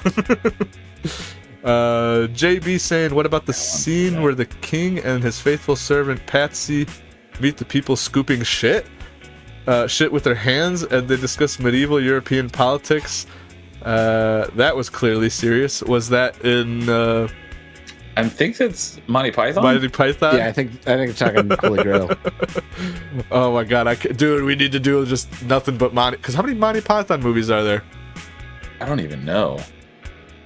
If there's at least 4, then we gotta do a book club Monty Python movies. That'd be fucking great. Just knock them all out in one episode. And JB said, I tried to read a King Arthur book that was a reproduction of a 15th century text. It was almost impossible. Yeah, it's like, because the language is, it's like completely different, like actual Old English. Thou smelleth my fart? But that's what I'm saying. Like the book of Clockwork Orange, like it's written the way they speak in that movie. So like all that slang and like the weird words, you know. So there's like an actual dictionary in the book, so that you can like look up what the fuck they're talking about. Did thou fart again? Goddamn farts! Good goddamn! Love the goddamn farts. Have you seen the Why is that cut out before he says farts? Oh, the second time? Yeah. Oh, because that's the max. I can only have 5 seconds of it. So he's What was that from? The Lighthouse? The Lighthouse. Oh, That's Willem Dafoe in The Lighthouse. Willem They're not Dafoe Willem Dafoe. and, It's what's his name? Twilight Boy. Robert. Yeah. I don't know if you'd like that Pattinson. movie. Robert That was Pattinson. another one of my choices. Yeah, it was the I Lighthouse. have not seen it, but I know of it. Go watch the first episode of Movie Book Club. We discussed that movie, and then go watch that movie. It's so epic. I loved it. I love Bliss's choices. He always comes in with some bangers. That's why I love having him on for the Movie Book Club. Bring the weird stuff. He brings the weird, and I love the weird. We need that. Alrighty. Let me see. JB saying Life of Brian, Holy Grail, Life of the Universe and everything, and the other movies are just sketch compilations. Okay, so there's 3 proper movies. I should nail all those out. I should do a freaking Monty Python movie book club. Let's go. Yeah, they should also do some Mel Brooks at some point too. Ooh, love me some Mel Brooks. Heck yeah. Alrighty, well, any last thoughts on Buckaroo Banzai? Neo, your favorite movie? 2 thumbs up? No. One of these days, you're gonna want to watch this Definitely again. not the worst thing I've ever seen, but definitely one of the most bonkers, off the wall, ADD riddled movie I've ever seen. That's for sure. It almost sounded like you said 80s HD because it's from the 80s. But No. ADD. yes, it definitely had some ADD to it. But you know what? Keep up, asshole. Get good. This is a skill issue. It was a bit of everything all at once. Yes. That's what the movie should have been called. Isn't there a recent movie called Everything All at Once? Oh, It's a everything show. everywhere. Or no, all it the was a time or movie. something. Yeah. Yeah. I heard that was pretty good. I have not seen it. I too have Yeah, I heard it was haven't good. either. Have heard good things.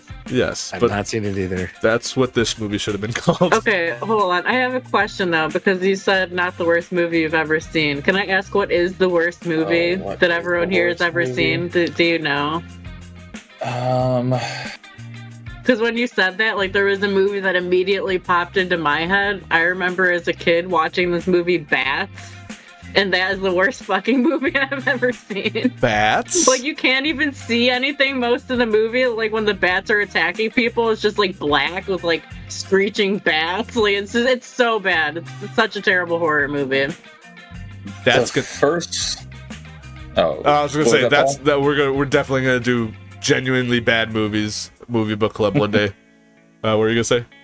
The first thing that comes to my mind is one of the movies that I absolutely hated with a passion because my cousin dragged me to the theater to go see it, and it just sucked all sorts of balls. Was Syriana? Syriana. Not familiar. Yeah, Never heard of it. I don't even know what that is. it's with Batman and Robin. Batman, George Clooney? George Clooney, and I know what you're talking about. he was the main character, and I want to say, was it Matt Damon? Maybe it was Brad Pitt. Anyways, it was like supposed to be like this, like it takes place in the Middle East. It's like they're trying to like hunt down this terrorist cell, and it was the most slow, boring, worst movie ever. And the one thing that could have kind of maybe slightly redeemed it was at the end of the movie, the terrorist was gonna drive his boat into this gigantic oil tanker and blow it up. And I'm like, oh, okay, that'd be cool to see that massive explosion. But they just fade to white and then cut to the credits. I was like, F this movie. I was like, why did you drag me to this movie? Like, I wanted to punch my cousin. Like, this is the crappiest movie ever. And then he took us, not that much later, he took us to another terrible movie. Not quite as bad, but also was George Clooney. And that was Michael Clayton. It was like this lawyer movie, and that one sucked too. Those are the first two that come to my mind. You know what is a good... Yeah. Oh, go ahead. Insidious. I was going to say, Neo, because like I had completely forgotten about that movie, but I remember because I was kind of excited to see it because it was in a trailer looked good. Yeah, and it was so fucking boring. You're absolutely right. Like I had no idea what to say, but Neo is 100% right on this.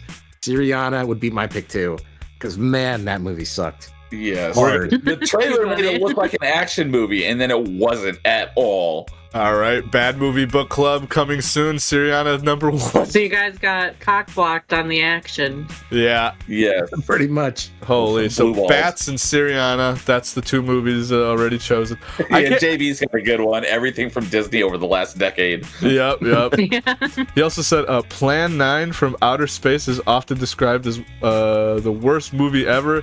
But it's only awful. I've never heard of that one, but I know another one that often is mentioned as one of the worst movies ever. Is called Birdemic. Oh my god! just the name. I love it. I've only heard people talk about it. I will never watch it, but I've heard it's just one of the worst movies of all time. Oh man, you know what?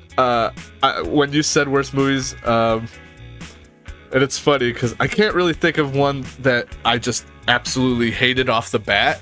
But one movie that I absolutely used to love as like a 10-year-old, like real young, I used to laugh at this movie and sing this movie all the time. And then I watched it like fairly recently, maybe not like within the last 5 years, but maybe like in the last decade or so, was fucking John Leguizamo's The Pest. Never even heard of it. Nobody saw I know of it, but I would never have watched that movie. I used to love that movie. I thought that shit was hilarious as a kid. And then I watched it as like a 20-something-year-old, and I'm like, holy fuck, this is annoying as fuck. I used to sing this song? Oh my god. Yeah, so that's what comes to mind. Potential topic for a book club, because I already have my movie in mind, so I'm not going to spoil it if we ever do it. But movies that you didn't like initially, but ended up coming to love. Oh, Buckaroo Banzai. But that's a good theme. Yeah, I think I've thought of that one already. Yeah, no, that is a good one. I definitely want to. I got tons of ideas, but yeah, that's a good one. My answer for that was one of the ones I was considering for tonight, but I'm going to save that in case we ever do that as a topic. Sounds good. All right. I was saying what Buddy was saying about Disney made me think about. I don't remember if we said it on the Nick Cage one. I remember I wanted to bring it up, but I thought it was funny that they had quoted Nick Cage with recently saying, like, when they asked him if he would do another, like, National Treasure movie. I love National Treasure. He said that, you know, if you're looking for treasure, don't look at Disney. You won't find it there. I just watched both those movies again this year because it was like I haven't watched those in forever. And he said he has no interest in working with Disney, so I appreciate that about Nicolas Cage. Good for him. Nick Cage throwing fucking fire, shade, and being base as fuck. Yeah, base celebrity, and like I also appreciate the fact that like he keeps his private life private. Like he's not one of those celebrities that's out there like telling people how they should think or how they should feel, or like oversharing about his life, you know, like I respect that. Nick Cage Book Club Part 2 coming soon. Well, maybe we'll get you on that one, Neo. Hell yeah. I love me some Nick Cage. But basically all the ones you had on, I need to go back and watch that one. I've got it in my playlist. I just haven't gotten to it yet. Right. But I think all the ones that were in there, I know I had never seen, and I think most of them I'd never even heard of before. Yeah, Gabs's was another indie movie. I actually really like that one, Butcher's Crossing. I've never heard of that one. Yeah, no, it's a old-timey frontier movie where Nick Cage is a buffalo hunter. It's a kind of new movie. Oh yeah, it was. I just came across it randomly on Hulu. Yeah, no, it's like brand new. It came out 2022. You know what? I think I remember seeing the poster for it, but I didn't remember the name of the movie. Yeah. And I think that one's awards are real. Oh, right on. Not bought and paid for. Right. Nick Cage gets awards. Not Yeah, pay- but as I say, Virtual Revolution, it won like French Film Festival awards. You know, how So much not does real that ones. really? Yeah, like come on. Well, French. Some of those like that, because it put me down like a path of like looking to see like which ones are real and which ones are fake. And there's this whole like article I found, it was just fascinating, and talked about like this guy's like ranking his experiences with like applying for them, and like some of them were just complete bullshit. He's like, anything like over $100 is probably fake, Yeah. where most of the other stuff then is real. And you really got to check to see like, do they even actually have like a showing where people watch these films, or is it all just done online? Is it just like a Facebook page? So Right. it's a fascinating topic. Yeah.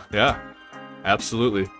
JB saying his film that he didn't like at first but grew to love was Starship Troopers because he was a fan of the book, and I hated it at first. Right on. Well, now we got the book and the Helldive. movie are very different. The book and the movie are different. That's what I've heard about Starship Troopers. Oh. I've never read the book, but I love Right the movie. on. Well, I love the Starship Troopers game called Helldivers 2. Super fun. All right, last thoughts on Buckaroo Banzai before we say goodbye to the posters. I give it 2 thumbs up. Smoke some weed, watch it, just like JB did it back in the 80s. Yeah. Any other last thoughts? I guess I'll say it's either gonna be one thing that you're either gonna love it or you're gonna hate it. So I watch it. I think it's great. It's a great piece of history. It's interesting to see like all these stars when they were young. Yeah. A lot of them kind of got their start through this movie, which is also kind of fascinating. Yeah. I think Peter Weller got the RoboCop job because of this, I think. Yeah, and I think is it Jeff Goldblum also. Yeah, Jeff Goldblum His career kind of kicked off. Yeah, his career kind of kicked off after this as well. Yeah, so it's like this little B sci-fi movie kicked off all these careers. So Yeah, and one of the movies I was considering doing too was Earth Girls Are Easy, which is also Jeff Goldblum. Oh yeah, Earth Girls Are Easy. Never heard of it. Damon Jeff Wayans. Goldblum, Jim Carrey, Damon Wayans. And Gina the actress, Davis? Gina Davis. Yeah, there we Gina go. Davis. Yeah. Where they all start off as like furry, goofy looking things, and they shave them, and they're all Yeah, they shave handsome them. looking dudes. And they're suddenly hot Californians. Californians. Alrighty. Well, that was Movie Book Club Sci-Fi Edition. Freaking, I had a blast watching all these. Can't say the same for Neo, but I had more fun talking about Buckaroo Banzai than I did watching it, I'll say that. me and Gabs all day today and yesterday were like, I have so much to say about this. Let's go. I'm excited for this episode. Yeah, he kept wanting to talk about it on like other streams, and I'm like, no, like don't talk about it. We can't talk about it. For sure. Alrighty, guys. Yeah, because I definitely wanted. I had a big problem with the Hong Kong Cavaliers. I would have too if I had caught that. I didn't notice that part. But yes, thank you everybody for hanging out in chat. Big ups to all y'all watching. Big ups to the panelists. Let's go do some outros and get these people back to their real lives. Let's start with Neo. What do you got coming up, bud? Yeah, I did have a fun time coming on here and talk about these movies, so I very much look forward to coming on and doing this again in the future. So thank you for having me on. I appreciate it. Absolutely. And first time being on my channel. Oh no, wait, we played Ghost of Tsushima. But yeah, no, doing this show. Yeah. I'm glad to do. First panel discussion on your channel. Exactly. I don't do many panel shows. This is my only panel show, so it's nice to bring people on and say, hey, it's the first time we got to shoot the shit and talk on my channel. So heck yeah, I can't wait to have you back on because you, especially you, everybody loves Neo. Neo's freaking started off so many, just like Buckaroo Banzai started so many careers. Neo has started everyone's YouTube career as being the first show podcast they were on. So big ups to nerdy Neo. Freaking wait, where's my soundboard? I gotta give you the freaking the horns. There you go. All right, but what do you got? What do you got coming up? Yeah, tomorrow night at 6:00 Pacific. Next episode of with Dude 1286. We're doing a combined open mic and Achievement Chasers since we normally do Achievement Chasers usually around the first Friday of each month. He was on vacation and then he wasn't feeling so good. So we're going to do it tomorrow night and kind of combine the two and talk about just random video game stuff and what our achievement hunting ventures over the month of May were. And then on Saturday is the next episode of Party Chat. And I just confirmed this afternoon I finally found someone, because I've reached out to so many people in the last week, and everyone's like, sorry, I can't do it. So I finally got a guest host. So Shaka Zulu is going to be my guest host on Party Chat on Saturday, and that'll be 11:30 a.m. Pacific. And then jumping a little bit ahead, the next Party Chat, which is 2 weeks after that, will be the 29th, and that is my channel anniversary. So I got some fun stuff planned for that. And I've been backlogging some video game codes, so I'll have some stuff to give away. And then a few days later is my birthday, so I'll be doing some fun stuff for that as well. So, dude, everyone's birthday, holy shit! In June. So, well, I'm early July. Right. That's going to be exact. For sure, so that's going to be in July already. America. No, your birthday's on the 4th? Yep. I was born at 8:55 p.m. during the fireworks. So. America. Jeez, way to make our national holiday all about you, Neo. Yes. Okay. I love telling this story because for years when I was a kid, on my birthday, they'd always say, "Hey, we're gonna go down to the fireworks depot and tell them to do fireworks for your birthday." And I'm like, "Oh yeah, cool, sure." So then everyone got to enjoy fireworks for my birthday. And then one year they didn't say that, and there were still fireworks. I'm like, "Wait a minute." These fireworks are just for me. Hilarious.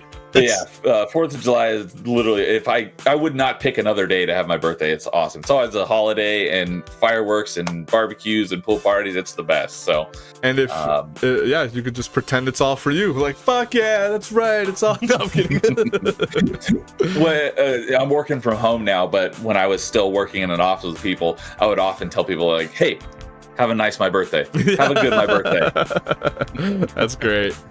Alrighty. So, but yeah, I'll have some fun stuff planned for my channel here coming up in the next couple weeks. So, thanks for having me on. I gotta go. Had a blast, and I will talk to you guys later. All right, man. See you, Neo. Have a good one. Good night. Good night. Alrighty. And Neo had to bounce quickly, but yes, big ups to Neo. One more round of applause for him. And we'll do our little outros as well. Both you guys are pretty much going to be on the next couple of streams here on this channel. Insidious, what do you got going on other than, you pretty much, do you have anything else other than appearing on this channel? Yeah, I've got a new podcast starting. I'm going to call it 6 Degrees of the Matrix. Nice. We're talking about every movie's related to the Matrix. You got me. No, I think we got Grounded. And then maybe, I think Valheim coming up sometime soon, maybe? I think we're going to finish. That's been like... Yeah, we're going to finish up Grounded. With that? We're gonna keep playing Grounded on Fridays, but once we finish up Grounded, which I think will be like a couple weeks. I don't know how much... because once I thought about it, I'm like, we only got a couple more bases to find, and we're actually, now that we're kind of leveled up and got some good gear, we could start just fucking ravaging the rest of the backyard. So I don't think it's going to take many more weeks of finishing that game, but I think after we finish that, that's maybe when we'll start doing Valheim after that, because I think, the newest update just came out, but then there's one more update before the game officially releases, so I want to hop on the game before the next update and then be there, when it officially releases. I think that we'll time that out pretty perfectly. But yeah, so Fridays are survival crafting Fridays from here on forth. Nice. Yeah. And then I think we'll have something with Gino coming up soon. I think we're gonna try tomorrow night, right after Grounded. Yeah. We might play some Deep Rock Galactic and introduce Gino to the game and us to the new season, which I think came out just now. That'll be exciting. The 21st, we've got the Melee Community Night. We're all going to play Among Us. Paul, I think you're going to be there. Dabz, maybe. Oh yeah, I forgot all about that. And then on the 22nd, Company Boys with Melee James. We're playing GTFO. Get the fuck Which means out. I think this weekend we actually have to practice, figure out how to play that game. Yeah, we might need to. Yeah, might need to give it a. I need to have a proper keyboard and mouse setup because I tried playing the first time we played it, and it was after we played, I think, some Ghost of Tsushima. I was trying on controller, but all the buttons weren't working on controller, so I had to like half rig keyboard and mouse on my lap and stuff like that to play it. But no, yeah, I'm gonna dive into learning how to play that game because that game is all sorts of. That game confuses me more than Bonsai Buckaroo. No, I'm joking. But no, that game's super fun. And yeah, when y'all told me it's the same as the Payday devs, I'm like, oh, okay. I've never played Payday, but something clicks in my brain, and I think I kind of get the game, how it works now, and super fun. Yeah, that game's hard though. It is. I'm gonna have to get some practice, and then we're gonna have to put in earplugs and then our headphones because we'll be playing with James and it'll just be screaming in our ears the whole time, so that'll be fun. And then yeah, we got the Company Boys on Saturday. Tomorrow, or not tomorrow, tomorrow's Thursday. Tomorrow I actually might be playing some Outer Worlds. I'll see. Yeah, I want to finish that up already. But yeah, then Friday, like we said, grounded. Saturday, Company Boys. Sunday, I think we're taking off for Father's Day. I'm gonna let I'm not expecting anyone to, but eventually, Fridays or Sundays will eventually start. Where we'll be Halo days again with the Halo Bros. Will be me, Bliss, Neo, and Dude, all running through Halo 3, and I can't wait for that. And potentially something, I don't know. It depends. Like, I don't know if DJ said if he wanted to do something for his birthday or not. That's right. This Sunday is DJ's birthday. He'll be doing something. Yeah, I don't know if he wanted us to join in on something. We'll maybe we'll be on DJ's channel for Sunday. But other than that, yep, Gabs and I. I'll kind of do the outro for you, Gabs. We're doing our Gruesome Tuesdays, where we're playing Outward. And then you can find Gabs here on Book Club almost every week. Oh, speaking of Book Club, next Book Club is already booked, no pun intended, with Jim Shorgenborgen, who we had in the chat earlier, and Dempsey, and Guitar Studios guy. Wait, what was his name? I'm terribly sorry. It's something Guitar Studios. I don't know his proper name. He's British. Guitar Stuff Studios. We will have those three gentlemen on for next week's music movie book. Oh my god, music book club. We don't have a theme yet, but as soon as somebody starts choosing albums, a theme may come to mind. So check that out next Wednesday. And I think that covers everything. Am I forgetting something? I don't think so. I think we're good. I think we're good. Guys, thank you so much. Gabs, I will see you in a second in the other room and give you... Yeah, Insidious, I'm glad you enjoyed my movie choice. Yeah, there's something to say about like that cozy old feelings of watching like something that would have been like on the Sci-Fi channel. Yeah. Yeah, and for sure. That definitely hit that, and I got those vibes right away. But then like the way that the plot developed and everything, perfect. It was Great. good. It's a very Loved underrated, just movie that, again, so because of the streaming services and all that, so many, they're basically are how movies went straight to DVD, straight to tape back in the day. There's still all those movies that go straight to streaming services that just never, get attention and stuff like that. And I really do enjoy movies like that that get brought up because nobody talks about them. Everybody wants to talk about, the latest Marvel movie or whatever the fuck Disney's doing. It's like, we already know Disney sucks. Let's talk about some cool shit from a few years ago. So yeah. It's good. That was Sci-Fi Movie Book Club, ladies and gentlemen. Thank you once again for watching, hanging out for almost 3 hours. Yeah, we went a little bit longer, but that was awesome. Guys, thank you so much again for another great discussion. And yeah, I'll see you two on Grounded or I'll see Gabs in a second right now, but Bliss, I'll see you Friday for Grounded or whatever chat we'll see. Who's streaming right now? I was gonna be like, go check out whoever's streaming right now, but I don't see anyone. I think DJ is. DJ's over on Twitch. If I could rate him, I would. So everybody go open up Twitch, go look up Seth the Dragon _ and go ahead and say you're here from the book club raid. But other than that, guys, once again, chat, guests, thank you so much. And we will see you on the next one. Laters. Later.